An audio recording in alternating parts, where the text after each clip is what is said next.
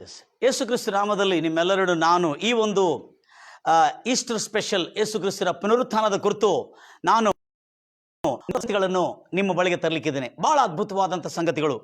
ಇದುವರೆಗೂ ನಾನು ಇಷ್ಟು ಸಂದೇಶಗಳನ್ನು ಕೇಳಿದ್ದೇನೆ, ಆದರೆ ಇಂಥ ಸಂದೇಶವು ದೇವರು ಅನೇಕ ಭಕ್ತರ ಮೂಲಕವಾಗಿ ಪೂರ್ವದಲ್ಲಿ ಮಾತಾಡಿದನ್ನು ನಾನು ಕೇಳಿದುಕೊಳ್ಳಿ ನನಗೆ ಆಶ್ಚರ್ಯವಾಯಿತು.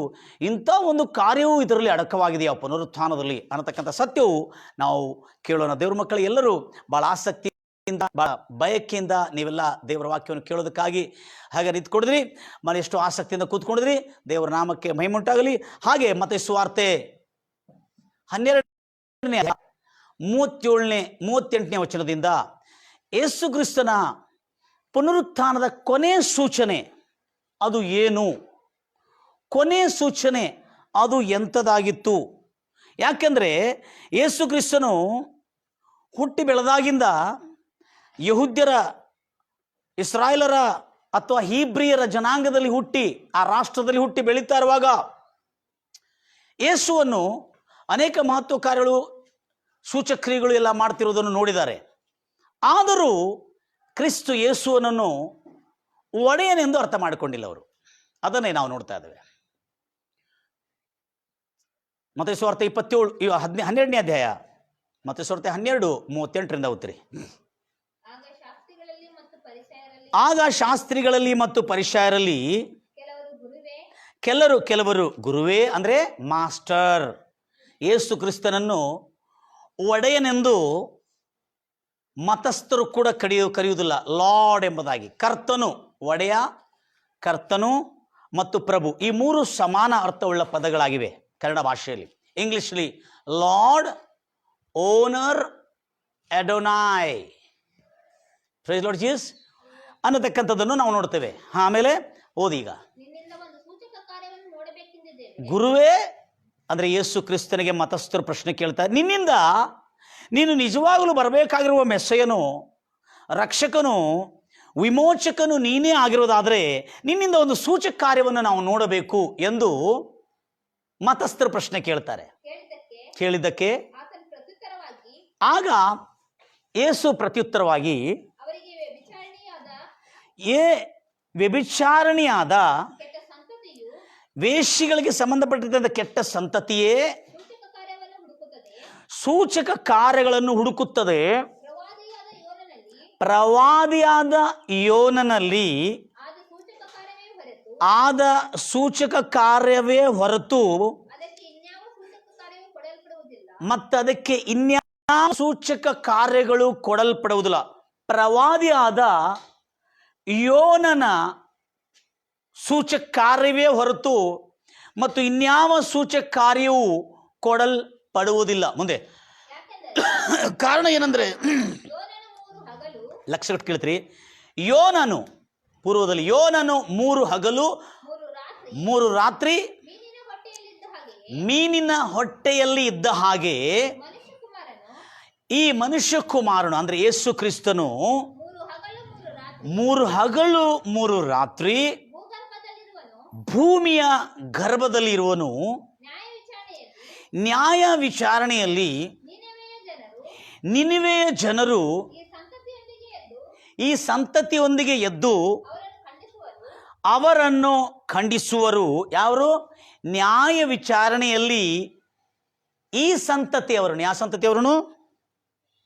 ಮತ್ತೊಂದು ಸರ್ ಹೋದ್ರಿ. ನ್ಯಾಯ ವಿಚಾರಣೆಯಲ್ಲಿ ಕೊನೆ ನ್ಯಾಯ ವಿಚಾರಣೆಯಲ್ಲಿ ನಿನಿವೆಯ ಜನರು ಯಾವ ಸಂತತಿ? ಈ ವ್ಯಭಿಚಾರಣೀಯ ಸಂತತಿಯ ಒಂದಿಗೆ, ಅಂದರೆ ಈ ಮತಸ್ಥರು, ರಿಲಿಜಿಯಸ್ ಪೀಪಲ್ ಆಗಿರ್ತಕ್ಕಂಥ ಪರಿಸಯರು, ಸದ್ದುಕಾಯರಿಗೆ ಹೇಳ್ತಾ ಇದ್ದಾನೆ, ಈ ಸಂತತಿಯೊಂದಿಗೆ ಎದ್ದು ಅವರನ್ನು ಖಂಡಿಸುವರು, ಅವರು ಅಪರಾಧಿಗಳೆಂದು ನಿರ್ಣಯಿಸುವರು. ಮುಂದೆ ಕಾರಣ ಏನಂದ್ರೆ, ಯೋನನು ನ್ಯಾಯ ತೀರ್ಪಿನ ವಿಷಯದಲ್ಲಿ ನಿನಿವೆ ಪಟ್ಟಣದಲ್ಲಿ ಸಾರಿದಾಗ ಪೂರ್ಣ ನಿನಿವೆಯವರು, ಲಕ್ಷ ಕೇಳ್ತೀರಿ, ಸಂಪೂರ್ಣ ನಿನಿವೆಯ 1 ಲಕ್ಷಕ್ಕಿಂತ ಹೆಚ್ಚಿನ ಜನರು ಮಕ್ಕಳಿಂದ ಹಿಡಿದುಕೊಂಡು ಮಗುವಿಂದ ಹಿಡಿದುಕೊಂಡು ಹಿರಿಯರವರೆಗೂ, ಗುಲಾಮಿಂದ ಹಿಡಿದುಕೊಂಡು ಅರಸನವರೆಗೂ, ಕಡು ಬಡವನಿಂದ ಹಿಡಿದುಕೊಂಡು ಧನವಂತರವರೆಗೂ ಪ್ರತಿ ಒಬ್ಬರೂ ಯೋನನ ಸಂದೇಶವನ್ನು ಕೇಳಿ ಮಾನಸಾಂತರ ಹೊಂದಿದರು. ಇದು ಮಾತ್ರ ಅವರಿಗೆ ನಾನು ಸೂಚನೆಯನ್ನು ಕೊಡುತ್ತೇನೆ, ಯೋನನ ಕುರಿತು ಮಾತ್ರ ನಾನು ಸೂಚಕ್ರಿಯವನ್ನು ಕೊಡುತ್ತೇನೆ ಅಂತ ಹೇಳಿದ್ರೆ, ಇದು ಹೊರತು ಮತ್ತೆ ಯಾವುದನ್ನು ಕೊಡೋದು. ಯಾಕಂದ್ರೆ ಅವರು ವ್ಯಭಿಚಾರಣೀಯ ಸಂತತಿಯವರಾಗಿದ್ರು. ಅವರು ವೇಶ್ಯ ಸಂತತಿ ಆಗಿರ್ತಕ್ಕಂಥ ಮತಸ್ಥರಾಗಿದ್ರು. ಅವರು ನಂಬಿಕಸ್ಥರಲ್ಲ, ನಂಬುವಂಥವರಲ್ಲ, ಅವರು ಕೇಡು ಮಾಡುವರು, ಅವರು ವ್ಯಭಿಚಾರಣೀಯ ಸಂತತಿಯವರಾಗಿದ್ದರು ಎಂಬುದಾಗಿ ಯೇಸು ಕ್ರಿಸ್ತನು ಉಲ್ಲೇಖಿಸಿದನು. ಆಮೇಲೆ ಇಲ್ಲಿ ಯೇಸು ಕ್ಲೇಮ್ ಮಾಡ್ತಾ ಇದ್ದಾನೆ, ಇಲ್ಲಿ ದಾವಾಗಾರ ಯೇಸು ಮಸಿ, ಯೋನನಕ್ಕಿಂತ ಗ್ರೇಟ್ ವ್ಯಕ್ತಿ ಇಲ್ಲಿದ್ದಾನೆ, ಗ್ರೇಟ್ ಶ್ರೇಷ್ಠನು ಇಲ್ಲಿದ್ದಾನೆ. ಯೋನನಕ್ಕಿಂತ ಸರ್ವಶ್ರೇಷ್ಠನು ನಿಮ್ಮ ಮಧ್ಯದಲ್ಲಿ ಇದ್ದೇನೆ. ಮುಂದೆ ಯೋನನಕ್ಕಿಂತ ಶ್ರೇಷ್ಠನವನಿದ್ದಾನೆ. ಅದಾದ್ಮೇಲೆ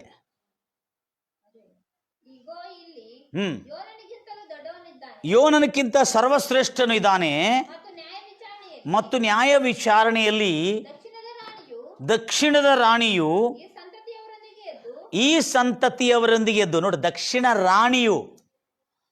ರಾಣಿ ಯಾರು? ಯೋಸೇಫನನ್ನು ನೋಡ್ಲಿಕ್ಕೆ ಬಂದಿದ್ದ ಸೀಬಾ ರಾಣಿಯು ರಕ್ಷಣೆ ಹೊಂದಿದ್ದಾಳೆ. ಅವಳು ಕೂಡ ಪರದೇಶಿಯಲ್ಲಿದ್ದಾಳೆ. ಮತ್ತು ನಿನ್ವೆ 1,20,000 ಜನರು ಕೂಡ ನ್ಯಾಯ ತೀರ್ಪಿನ ಕಾಲದಲ್ಲಿ ಈ ಸಂತತಿಯವರನ್ನು, ಈ ಪರಿಸರು ಸದ್ಕಾರ ಅನ್ನತಕ್ಕಂಥ ಮತಸ್ಥರು, ವ್ಯಭಿಚಾರ ಸಂತತಿಯವರನ್ನು ಇಗೋ ಅವರು ಅಪರಾಧಿಗಳೆಂದು ಅವರು ನಿರ್ಣಯಿಸುವರು, ತೀರ್ಪು ಮಾಡುವರು ಎಂಬುದಾಗಿ ಹೇಳ್ತಾರೆ. ಮುಂದೆ ಯಾಕೆ ಅಂದರೆ ಆ ದಕ್ಷಿಣದಿಂದ ಬಂದಿರತಕ್ಕಂಥ ಆ ಸೀಬಾ ದೇಶದ ರಾಣಿಯು ಸೊಲೊಮೋನನ ಜ್ಞಾನವನ್ನು ಕೇಳುವುದಕ್ಕಾಗಿ, ಸೊಲೊಮೋನನ ಬುದ್ಧಿ ವಿವೇಕವನ್ನು ಕೇಳುವುದಕ್ಕಾಗಿ ಭೂಮಿಯ ಕಟ್ಟ ಕಡೆಯಿಂದ ಬಂದಳು. ಅವಳು ಕೂಡ ಕಟ್ಟ ಕಡೆಯಿಂದ ಬಂದು ಸಲ್ಮೋನ ನೋಡ್ಲಿಕ್ಕೆ ಬಂದಿದ್ದಳಲ್ಲ ಸೀಬಾ ದೇಶದ ರಾಣಿ, ಅವಳು ಕೂಡ ರಕ್ಷಣೆ ಹೊಂದಿದ್ದಾಳೆ. ಅವಳು ಕೂಡ ಈ ಪಾಪ ಸಂತತಿ, ವ್ಯಭಿಚಾರ ಸಂತತಿ ಆಗಿರ್ತಕ್ಕಂಥ ಈ ಒಂದು ಸದುಕಾಯರು, ಪರಿಸಾಯರು, ಶಾಸ್ತ್ರೀಯರು, ಯಹೂದ್ಯರಲ್ಲಿರ್ತಕ್ಕಂಥ ಎಲ್ಲ ಮತಸ್ಥರನ್ನು ಖಂಡಿಸುವರಂತೆ ನ್ಯಾಯ ತೀರ್ಪಿನ ದಿನದಲ್ಲಿ. ಏನಂತೇಳಿ? ಅಪರಾಧಿಗಳೆಂದು ಅವರನ್ನು ನಿರ್ಣಯಿಸೋರು ಎಂಬುದಾಗಿ ಹೇಳ್ತಾ ಇದ್ದಾರೆ. Praise Lord Jesus. ಗಂಭೀರವಾಗಿ ಹೇಳ್ತಿರಲ್ವಿಯ? ಆದ ಕಾರಣ ಸ್ವಲ್ಪ ಮಟ್ಟಿಗೆ ನಾವು ಗಮನಿಸೋಣ. ತಾಂತ್ರಿಕ ದೋಷವಾಗಿರುವುದರಿಂದ ನಾನು ಇದನ್ನು ಮತ್ತು ತಿರುಗಿ ಆನ್ ಮಾಡಿಸಿದ್ದೇನೆ. ದಯಮಾಡಿ ನೀವೆಲ್ಲರೂ ನಮ್ಮನ್ನು ಕ್ಷಮಿಸ್ತೀರಿ, ಕೇಳಿಸ್ಕೊಳ್ತೀರಿ, ಭಾಳ ಜಾಗ್ರತೆಯಿಂದ ಕೇಳಿಸ್ಕೊಳ್ತೀರಿ. ಯೇಸು ಕ್ರಿಸ್ತನ ಜನ್ಮವು, ಯೇಸು ಕ್ರಿಸ್ತನ ಜನ್ಮದಿನದಿಂದಲೂ ಆತನ ಶಿಲುಬೆ ಶ್ರಮೆ, ಆತನ ಬೋಧನೆ, ಆತನ 3.5 ವರ್ಷದ ಬೋಧನೆ, ತದನಂತರ ಶಿಲುಬೆಯ ಶ್ರಮೆ, ಬಾಧೆ, ತದನಂತರ ಶಿಲುಬೆ ಮೇಲೆ ಮಳೆಯಲ್ಲಿ ಹೊಡೆಯಲ್ಪಡೋದು, ಅದಾದ ನಂತರ ಯೇಸು ಕ್ರಿಸ್ತನನ್ನು ಸಮಾಧಿಯಲ್ಲಿ ಹೂಣಿಡುವುದು, ಸಮಾಧಿಯಿಂದ ತಿರುಗಿ ಪುನರುತ್ಥಾನವಾಗುವುದು, ಆತನೊಂದಿಗೆ ಅನೇಕ ದೇಹಗಳು ಏಳುವುದು, ಪ್ರವಚನಾತ್ಮಕವಾಗಿ ಯೇಸು ಕ್ರಿಸ್ತನ ಪೂರ್ವದಲ್ಲೇ ಆತನ ಜನ್ಮದಿಂದ ಹಿಡ್ಕೊಂಡು ಆತನ ಆರೋಹಣ ಆಗುವ ತನಕ ಅಲ್ಲಿ ಪ್ರವಚನಗಳ ಮೇಲೆ ಪ್ರವಚನಗಳು, ನ್ಯಾಯ ಪ್ರಮಾಣಗಳಲ್ಲಿಯೂ ಪ್ರವಚನಗಳಿವೆ, ತದನಂತರ ಪ್ರವಾದನೆಯ ಪುಸ್ತಕದಲ್ಲಿ ಕೂಡ ಪ್ರವಚನಗಳಿವೆ, ಕೀರ್ತನೆ ಪುಸ್ತಕದಲ್ಲಿ ಕೂಡ ಪ್ರವಚನಗಳಿವೆ. ಹಾಗೆ ಬೈಬಲ್ನಲ್ಲಿ ಆದಿ ಕಾಂಡದಿಂದ ಮಲಾಕಿವರೆಗೂ ಯೇಸು ಕ್ರಿಸ್ತನ ಜನನದಿಂದ ಹಿಡ್ಕೊಂಡು ಆತನ ಮರಣ, ಪುನರುತ್ಥಾನ ವರೆಗೂ ಪ್ರವಚನಗಳಿದ್ದವು. ಆ ಮಸಿಹ ಬರ್ತಾನೆ. ಯಾರು ಬರ್ತಾನೆ? ಮಸಿಹ ಬರ್ತಾನೆ. ಹಳೆ ಒಡಂಬಡಿಕೆ ಏನು ಹೇಳ್ತಾ ಇದೆ ಅಂದರೆ ನ್ಯಾಯ ಪ್ರಮಾಣಗಳು. Hallelujah, praise Lord Jesus. ಗಂಭೀರಗೊಳ್ತಿರಲ್ವಯ್ಯ. ಹಳೆ ಒಡಂಬಡಿಕೆ ಏನು ಹೇಳ್ತಾ ಇದೆ? ನ್ಯಾಯ ಪ್ರಮಾಣಗಳು. ಅದೇನದು? ಮನಪ್ರಕೃತಿಯಿಂದ ಹೇಳ್ತೀರಿ, ನ್ಯಾಯ ಪ್ರಮಾಣಗಳು. ಹಳೆ ಒಡಂಬಡಿಕೆ ಏನು ಹೇಳ್ತಾ ಇದೆ? ನ್ಯಾಯ ಪ್ರಮಾಣಗಳು. Praise Lord Jesus. ಗಂಭೀರಗೊಳ್ತಿರಲ್ವಯ್ಯ. ನ್ಯಾಯ ಪ್ರಮಾಣಗಳು. ನ್ಯಾಯ ಪ್ರಮಾಣಗಳು ಆಗಿರೋದ್ರಿಂದ ಹಳೆ ಒಡಂಬಡಿಕೆ ಇಗೋ ನ್ಯಾಯ ಪ್ರಮಾಣ, ಅರಸನು ಬರ್ತಾ ಇದ್ದಾನೆ, ಪ್ರವಚನ. ಇಗೋ ಈ ರೀತಿಯಾದ ನ್ಯಾಯ ಪ್ರಮಾಣಗಳು ಮಾಡಬೇಕು, ಇಗೋ ಒಡೆಯನು ಬರ್ತಾ ಇದ್ದಾನೆ, ಈ ರೀತಿಯಾದ ನ್ಯಾಯ ಪ್ರಮಾಣಗಳು ಮಾಡಬೇಕು, ಇಗೋ ಮೆಸ್ಸಿಯನು ಬರ್ತಾ ಇದ್ದಾನೆ, ಮಸಿಹ ಬರ್ತಾ ಇದ್ದಾನೆ, ಕ್ರಿಸ್ತು ಬರ್ತಾ ಇದ್ದಾನೆ, ಸ್ತ್ರೀ ಪುತ್ರನು ಬರ್ತಾ ಇದ್ದಾನೆ. ಈತನೇ ಜಗಕ್ಕೆ ಎಲ್ಲರ ಪಾಪವನ್ನು ತೊಳೆದು ಶುದ್ಧೀಕರಿಸಿ ಜಗದ ರಕ್ಷಕನಾಗಿ ಜನ್ಮಿಸುವನು, ಮಸಿಹ ಬರುವನು ಅನ್ನತಕ್ಕಂಥ ಹಳೆಯ ಒಡಂಬಡಿಕೆಯಿಂದ ಪ್ರವಚನಗಳಿದ್ದವು. ಆದರೆ ಆತನ ಸೇವೆಯಿಂದ ಹಿಡಿದುಕೊಂಡು ಆತನು ಗುಣಮುಖ ಮಾಡಿದಾಗ ಸ್ವಸ್ಥತೆ ಮಾಡುವುದನ್ನು, ಸತ್ತವರು ನೆನೆಸುವುದು, ಎಲ್ಲ ರೀತಿಯಾದಂಥ ಮಹತ್ವ ಕಾರ್ಯಗಳು ಪ್ರವಚನಗಳಲ್ಲಿ ಸಮಾನಾರ್ಥವುಳ್ಳ ಪದಗಳಲ್ಲಿ ಉಲ್ಲೇಖಿಸಲ್ಪಟ್ಟಿದ್ದಿತ್ತು. ಆದ ಕಾರಣ ಯೇಸು ಕ್ರಿಸ್ತನಿಗೆ ಆತನು ಹುಟ್ಟಿದ್ದಾಗಿಂದ ಹುಟ್ಟುವುದೇ ಒಂದು ದೊಡ್ಡ ಸೂಚಕ್ರಿಯವಾಗಿತ್ತು. ಏನಂದರೆ, ಇಗೋ ಜಗದ ರಕ್ಷಕನು ಹುಟ್ಟಿದ್ದಾನೆಂಬುದಾಗಿ ಆಕಾಶದಲ್ಲಿ ಒಂದು ನಕ್ಷತ್ರ ಸೂಚಿಸುತ್ತಾ ಇತ್ತು. ಆದರೂ ಮೂಡನ ದಿಕ್ಕಿನವರು ಆ ರಕ್ಷಕನು ಹುಟ್ಟಿದ್ದಾನಂತ ಹೇಳಿಕೊಂಡು ಬಂಗಾರು, ರಕ್ತಬೋಳ, ಸಾಂಬ್ರಾಣಿ, ಧೂಪ ಇವೆಲ್ಲವನ್ನು ತೆಗೆದುಕೊಂಡು ಬಂದರು. ಅವರು ಯೇಸು ಕ್ರಿಸ್ತನಿಗೆ ಕಾಣಿಕೆ ಅರ್ಪಿಸಿದರು, ಬರಬೇಕಾಗಿರುವ ಮೆಸ್ಸಯ್ಯ ಹುಟ್ಟಿದ್ದು ನಿಜ ಎಂಬುದಾಗಿ. ಆದ ನಂತರ ಮೂಡನ ದಿಕ್ಕಿನ ಎಲ್ಲ ಅರಬ್ ರಾಷ್ಟ್ರದವರು ಯೇಸುವನ್ನು ರಕ್ಷಕನು ಬಂದಿದ್ದಾನಂತ ನಂಬಿದ್ದಾರೆ ಮತ್ತು ಅವರು ಬಂದೋಗಿದ್ದಾರೆ. ಆದರೆ ಯೇಸು ಕ್ರಿಸ್ತನು ಹುಟ್ಟಿ ಕನ್ಯೆ ಮರಿಯಳ ಗರ್ಭದಲ್ಲಿ ಹುಟ್ಟಿ ಅವಳಿಂದ ಜನ್ಮಿಸಿ ಯೇಸು ಕ್ರಿಸ್ತನು ಯೋಸೇಪನೆಂಬ ಯೂದಾ ಗೋತ್ರಕ್ಕೆ ಸಂಬಂಧಪಟ್ಟಂಥ ಯೋಸೇಪನು ಹಾಗೂ ಕನ್ಯೆ ಮರಿಯಳು ಹಾಗೂ ಅವರ ಮಧ್ಯದಲ್ಲಿ ಹುಟ್ಟಿ ಬೆಳೆದು ಎಲ್ಲ ಜನರ ಸಮ್ಮುಖದಲ್ಲಿ ತನ್ನ ಬಡಾವಣೆಯಲ್ಲಿ ತಾನಿರ್ತಕ್ಕಂಥ ಊರಿನಲ್ಲಿ ಆತನು ಬೆಳೀತಾ ಇರುವಾಗ ಎಲ್ಲರ ಜೊತೆಯಲ್ಲಿ ಬೆಳೆದು ಬರ್ತಾ ಇರೋದ್ರಿಂದ ಅವರೆಲ್ಲರಿಗೂ ಗೊತ್ತಾಗ್ತಾ ಇಲ್ಲ, ನಮ್ಮ ಜೊತೆಯಲ್ಲಿ ಆಟ ಆಡ್ತಿರುವ ಯೇಸು ಚಿಕ್ಕ ಬಾಲಕನು. ಹಲ್ಲೆಲೂಯಾ. ಆಟ ಆಡ್ತಿರುವ ಯೇಸು ತಾಯಿ ಕರೆದಾಗ ಮತ್ತೆ ಓಡೋಗ್ತಾನೆ, ಮತ್ತು ತಾಯಿ ಮೇಲೆ ಮತ್ತೆ ಆಟ ಆಡಕ್ಕೆ ಬರ್ತಾನೆ. ಮತ್ತು ತಮ್ಮ ಜೊತೆಯಲ್ಲಿ ನ್ಯಾಯ ಪ್ರಮಾಣದ ಪಠಣಕ್ಕಾಗಿ ಹೋಗ್ತಾ ಇರುವಾಗ, ಎಜುಕೇಷನ್ ಕಲಿತಾ ಇರುವಾಗ, ದೇವಾಲಯದಲ್ಲಿ ದೊಡ್ಡ ದೊಡ್ಡ ಬೋಧಕರ ಜೊತೆಯಲ್ಲಿ ಕೂತ್ಕೊಂಡು ಅವರು ಬೋಧಿಸ್ತಿರ್ತಕ್ಕಂಥ ಬೋಧನೆಗಳಲ್ಲಿ ಪ್ರಶ್ನೆಗಳು ಹಾಕುತ್ತಾ, ಪ್ರಶ್ನೆಯನ್ನು ಹಾಕುತ್ತಾ ಉತ್ತರವನ್ನು ಕೊಡ್ತಾ 12 ವರ್ಷದವನಾದನು. ಆವಾಗಲೂ ಈತನು ಯಾರು ಅಂತೂ ಆವಾಗಲೂ ಕೇಳಿದರು. ಎಲ್ಲ ಹೇಳ್ತಿರಲ್ವಯ್ಯ, ಹೂ ಜೀಸಸ್ ಈಸ್ ಎಂಬುದಾಗಿ ಕೇಳಿದರು. ಯೇಸು ಈತನು ಯಾರು? ಅವಾಗ ಹೇಳಿದ್ರು, ಈತನ ಯೇಸು ಕ್ರಿಸ್ತನು ಕಾರ್ಪೆಂಟರ್ ಮಗನಾಗಿರ್ತಕ್ಕಂಥ ಕಾರ್ಪೆಂಟರ್ ಯೋಸೇಪನ ಮಗನು, ಅವರ ಹೆಂಡತಿಯಾಗಿರ್ತ ಮರಿಯಳ ಮಗನು, ಯೋಹಾನು ಮತ್ತು ಅವರ ಸಹೋದರಿದಾರಲ್ಲ ಅವರ ಸಹೋದರನೀತನು ಎಂಬುದಾಗಿ ಆವಾಗಲೂ ಜನರು ಆತನನ್ನು ಒಂದು ಕಾರ್ಪೆಂಟರ್ ಅಥವಾ ಒಂದು ಬಡಿಗ ಆಗಿರ್ತಕ್ಕಂಥ ಯೋಸೇಪನು, ಮರಿಯನ ಮಗನು, ನಮ್ಮಂಥ ಸಾಧಾರಣವಾದ ಮನುಷ್ಯನೇ ಹೌದು, ಆದರೆ ಅಸಾಧಾರಣವಾದಂಥ ಪ್ರಶ್ನೆಗಳನ್ನು ಕೇಳ್ತಾ ಇದ್ದಾನೆ. ಎಲ್ಲ ಹೇಳ್ತಿರಲ್ವಯ್ಯ. ಸಮಯದ ಬಗ್ಗೆ ಚಿಂತೆ ಮಾಡಬೇಡ್ರಿ, ಗಂಭೀರವಾಗಿ ಹೇಳ್ತಿರಲ್ವಯ್ಯ. ಸಮಯದ ಬಗ್ಗೆ ಯಾರು ಚಿಂತೆ ಮಾಡಬೇಡ್ರಿ. ನಿಮ್ಮನ್ನು ಭಾಳ ಬೇಗ ಬಿಡ್ತೇನೆ, ಇಲ್ಲೇ ಸಂಜೆವರೆಗೇನು ಇಟ್ಕೊಳ್ಳೋದಿಲ್ಲ. Praise Lord Jesus. ಆದ ಕಾರಣ ಲಕ್ಷ್ಯ ಕೊಟ್ಟು ಕೇಳ್ತೀರಿ, ಭಾಳ ಜಾಗ್ರತೆ. ಯಾಕಂದರೆ ಪುನರುತ್ಥಾನದ ಕೊನೆ ಸೂಚನೆ ಅದರಲ್ಲಿ ಯಹೂದ್ಯರು ಯೇಸು ಕ್ರಿಸ್ತನನ್ನು ಯೇಸು ಕ್ರಿಸ್ತನ ಜನ್ಮ ಸೂಚನೆ ಕುರಿತು ಪೂರ್ಣ ಮಾಹಿತಿ ಇಲ್ಲದವರಾಗಿದ್ದರು ಅವರು. ಆತನ ಜನ್ಮ ಸೂಚನೆ ತಂದೆ ತಾಯಿಗೆ ಮಾತ್ರ ಗೊತ್ತಿತ್ತು, ಬರಬೇಕಾಗಿರುವ ಮೆಸ್ಸಯ್ಯನು ಈತನೇ ಅಂತೇಳಿ. ಆದರೂ ಅವರು ಯಾರಿಗೂ ಹೇಳಿಕೊಳ್ಳಲಿಲ್ಲ ಮತ್ತು ಹೇಳುವಂಥ ಸ್ಥಿತಿಯಲ್ಲಿ ಇಲ್ಲಾಗಿದ್ರು. ಹಾಗೆ ದಿನಗಳಂತೆ 30 ವರ್ಷದವನಾದನು. ಎಲ್ಲರ ಜನರಲ್ಲೇ ಬೆಳೆದನು. ತಂದೆ ತಾಯಿ ಸಹೋದರರು, ತನ್ನ ಓಣಿಯಲ್ಲಿ, ತನ್ನ ಬಡಾವಣೆಯಲ್ಲಿ, ತನ್ನ ಊರಿನಲ್ಲಿ ಎಲ್ಲರ ಜೊತೆಯಲ್ಲಿ ಆತನು ವಿದ್ಯಾಭ್ಯಾಸ, ಧರ್ಮಶಾಸ್ತ್ರ ಅಂದರೆ ನ್ಯಾಯ ಪ್ರಮಾಣದ ಪಠನ, ನ್ಯಾಯ ಪ್ರಮಾಣದ ಅಲ್ಲಿ ಬೋಧಕರ ಮಾತನ್ನು ಕೇಳುತ್ತಿದ್ದನು. ಅವರಿಗೆ ಪ್ರಶ್ನೆಗಳನ್ನು ಹಾಕ್ತಿದ್ದನು, ಅವರಿಗೆ ಉತ್ತರಗಳನ್ನು ಕೂಡ ಈತನೇ ಕೊಡತಕ್ಕಂಥವನಾಗಿದ್ದ.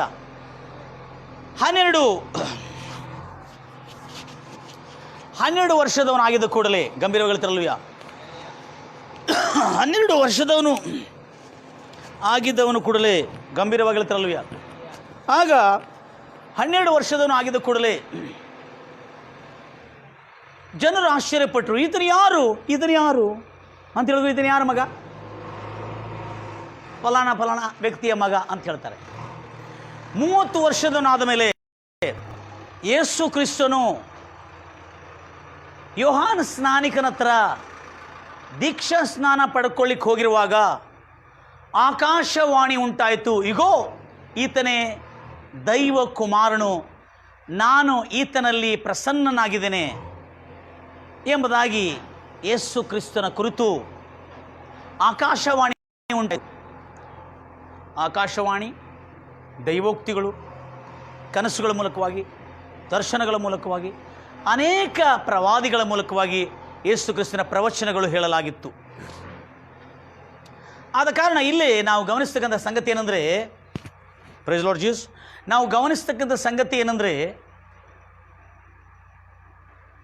30ನೇ ವರ್ಷಕ್ಕೆ ದೀಕ್ಷಾಸ್ನಾನ ತೆಗೆದುಕೊಳ್ಳುವಾಗ ಆಕಾಶದಿಂದ ಪಕ್ಷಿಯು ಪವಿತ್ರಾತ್ಮ ಪಾರಿವಾಳದಾಗಿ ಆತನ ಮೇಲೆ ಇಳಿದು ಬಂತು. ಆಗ ಆಕಾಶವಾಣಿ ಉಂಟಾಯಿತು, ಇಗೋ ದೇವರ ಕುರಿಮರಿ ಬರ್ತಕ್ಕಂಥವನು, ಲೋಕದ ಪಾಪವನ್ನು ಹೊರೆಯತಕ್ಕಂಥವನು ಈತನೇ ಎಂಬುದಾಗಿ ಪ್ರವಾದಿಯಾಗಿ ಕಳಿಸಲ್ಪಟ್ಟ ಯೋಹಾನ್ ಸ್ನಾನಿಕನು ಕೂಡ ಈತನ ಕುರಿತು ಸಾಕ್ಷಿ ಹೇಳಿದನು. ಅವರು ಯಹೂದ್ಯರು ಅಂದರೆ ಹೀಬ್ರಿಯರು ಅಂದರೆ ಇಸ್ರಾಯೇಲ್ ಜನಾಂಗದವರು ಅರ್ಥ ಮಾಡಿಕೊಳ್ಳಿಕ್ಕೆ ಆಗಲಿಲ್ಲ. ಗಂಭೀರವಾಗಿ ತಿರುಲುಯ ಅರ್ಥ ಮಾಡಿಕೊಳ್ಳಿಕ್ಕೆ ಆಗಲಿಲ್ಲ. ಆದ ಕಾರಣ ಇಲ್ಲಿ ನಾವು ಗಮನಿಸ್ತಾ ಇರುವಾಗ ಬಹಳ ಜಾಗ್ರತೆಯಿಂದ ಆತನು ಬೋಧನೆಯನ್ನು ಮಾಡಲು ಆರಂಭಿಸಿದ. ಯೇಸು ಕ್ರಿಸ್ತನು ಬೋಧನೆ ಮಾಡಬೇಕಾದ್ರೆ ಕ್ವಾಲಿಫಿಕೇಶನ್ ಬೇಕು. ಅದಕ್ಕೆ ಸಭಾಮಂದಿರದಲ್ಲಿ, ಯಹೂದ್ಯ ಸಭಾಮಂದಿರದಲ್ಲಿ ಬೋಧನೆ ಮಾಡಬೇಕಾದ್ರೆ ಅರ್ಹತೆ ಇರಬೇಕು, ಅದಕ್ಕೆ ಪ್ರವೀಣತೆ ಇರಬೇಕು, ಅದಕ್ಕೆ ಧರ್ಮಶಾಸ್ತ್ರ ಅಂದರೆ ನ್ಯಾಯ ಪ್ರಮಾಣಗಳ ತೋರಾದ ಕುರಿತು ಪರಿಪೂರ್ಣ ಪ್ರಜ್ಞೆ, ಜ್ಞಾನ, ತಿಳುವಳಿಕೆ ಇರಬೇಕು. ಆಗ ಆ ಒಂದು ಬೋಧನೆ ಮಾಡತಕ್ಕಂಥ ಯಹೂದ್ಯರ ಇಸ್ರಾಯೇಲ್ ಜನಾಂಗಕ್ಕೆ ನ್ಯಾಯ ಪ್ರಮಾಣಗಳಲ್ಲಿರ್ತಕ್ಕಂಥ, ಮೋಸೆ ನ್ಯಾಯ ಪ್ರಮಾಣಗಳಲ್ಲಿರ್ತಕ್ಕಂಥ, ಪ್ರವಾಚನ ಪುಸ್ತಕದಲ್ಲಿರ್ತಕ್ಕಂಥ, ಕೀರ್ತನೆ ಪುಸ್ತಕಗಳಲ್ಲಿರ್ತಕ್ಕಂಥ, ಅನೇಕ ಸುರುಳಿಗಳಲ್ಲಿರ್ತಕ್ಕಂಥ, ಪೂರ್ವದಲ್ಲಿ ಬರೆದಿರ್ತಕ್ಕಂಥ ಅನೇಕ ಪ್ರವಾದಿಗಳ ಸುರುಳಿಗಳಲ್ಲಿರ್ತಕ್ಕಂಥ ಸತ್ಯವನ್ನು ಬೋಧಿಸುವತಕ್ಕಂಥ ಯೇಸು ಕ್ರಿಸ್ತನು ಹೊಂದಿದ್ದನು. ಆ ಬೋಧಿಸುವ ಅರ್ಹತೆ ಆತನೇ ಹೊಂದಿದ್ದವನಾಗಿದ್ದ. ಅದಕ್ಕಾಗಿ ಆತನು ಸಭಾಮಂದಿರದಲ್ಲಿಯೂ ಗ್ರಾಮೀಣ ಕ್ಷೇತ್ರಗಳಲ್ಲಿಯೂ ಸಭೆಗಳು ಸೇರಿ ಬರ್ತಿರ್ತಕ್ಕಂಥ ಸಭಾಂಗಣದಲ್ಲಿಯೂ ಬೀದಿಗಳಲ್ಲಿಯೂ ಯೇಸು ಕ್ರಿಸ್ತನು ದೇವರ ರಾಜ್ಯದ ಸುವಾರ್ತೆಯನ್ನು ಸಾರ್ತಿದ್ದ. ದೇವಾಲಯದಲ್ಲಿ ನ್ಯಾಯ ಪ್ರಮಾಣಗಳು, ತೋರಾದಿಂದ ಮತ್ತು ನ್ಯಾಯ ಪ್ರಮಾಣಗಳಿಂದ, ಪ್ರವಾಚನ ಪುಸ್ತಕಗಳಿಂದ, ಕೀರ್ತನೆ ಪುಸ್ತಕಗಳಿಂದ ಯೇಸು ಕ್ರಿಸ್ತನು ಅವರಿಗೆ ಬೋಧಿಸುತ್ತಾ ಇದ್ದನು. ಅದಕ್ಕಾಗಿ ಯೇಸು ಕ್ರಿಸ್ತನನ್ನು ಒಳ್ಳೆ ಬೋಧಕನೇ ಎಂಬುದಾಗಿ ಆತನನ್ನು ಕರಿತಿದ್ರು. ಗುಡ್ ಟೀಚರ್, ಒಳ್ಳೆಯ ಬೋಧಕನು ಎಂಬುದಾಗಿ ಕರಿ. ಯಾಕಂದರೆ ಯೇಸು ಕ್ರಿಸ್ತನ ಉಪದೇಶ ಕೆಟ್ಟು ಹೋಗಿರ್ತಕ್ಕಂಥ ಕುಖ್ಯಾತ ಅಪರಾಧಿಗಳು, ದ್ರೋಹಿಗಳು, ದುಷ್ಟರು, ಅಪಹಾಸ್ಯ ಮಾಡುವವರು, ಪಾಪಿಗಳು ಲೈಫ್ ಚೇಂಜ್ ಆಗ್ತಿತ್ತು. ಅವರ ಜೀವನ ಪರಿವರ್ತನವಾಗಿ ಸನ್ಮಾರ್ಗಕ್ಕೆ, ಒಳ್ಳೆ ಮಾರ್ಗಕ್ಕೆ, ಸಾತ್ವಿಕರಾಗುವಂತೆ, ದೀನರಾಗುವಂತೆ ಅವರನ್ನು ಪ್ರೇರೇಪಿಸಿ ಅನೇಕ ಜನರು ಜೀವನ ಮಾರ್ಪಾಟವಾಗ್ತಿತ್ತು. ಅದಕ್ಕಾಗಿ ಯೇಸು ಕ್ರಿಸ್ತನನ್ನು ಒಳ್ಳೆ ಬೋಧಕನೆಂದು ಇಸ್ರಾಯೇಲ್ ಜನಾಂಗ ಹಾಗೂ ಯೇಸು ಕ್ರಿಸ್ತನ ಜೊತೆಯಲ್ಲಿರ್ತಕ್ಕಂಥ 12 ಶಿಷ್ಯರು ಕೂಡ ಹಾಗೇ ಭಾವಿಸಿದರು. ಭಾಳ ಜಾಗ್ರತೆಯಿಂದ ಕೇಳ್ತಾರೆ. ಯಾಕಂದರೆ ಯೇಸು ಕ್ರಿಸ್ತನು ಬರಬೇಕಾಗಿರುವ ಮಸೀಹ ಮತ್ತು ಆತನೇ ದೇವರು ಎಂದು ಶಿಷ್ಯರಲ್ಲಿ ಇನ್ನೂ ಕೆಲವರ ಅರ್ಥ ಇಲ್ಲ. Praise Lord Jesus. ಇನ್ನೂ ಕೆಲವರು ಅರ್ಥ ಇಲ್ಲ. ಗಂಭೀರವಾಗಿ ಹೇಳ್ತಾರಲ್ವಿಯ. ಯಾಕೆ ಹೇಳ್ತಾ ಇದ್ದೇನೆಂದರೆ, ನಾನು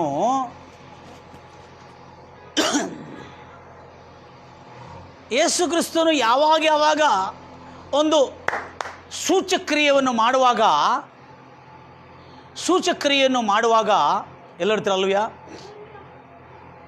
ಶಿಷ್ಯರು ಕೂಡ ಈತನು ಯಾರು ಎಂಬುದಾಗಿ ಪ್ರಶ್ನೆ ಕೇಳ್ತಿದ್ರು. ಈತನು, ಹೌದಲ್ಲಜಿ, ಈತನು ಯಾರು? ಈತನು ಇಂಥ ಸೂಚಕ್ರಿಯೆಗಳು ಮಾಡ್ತಾ ಇದ್ದಾನೆ.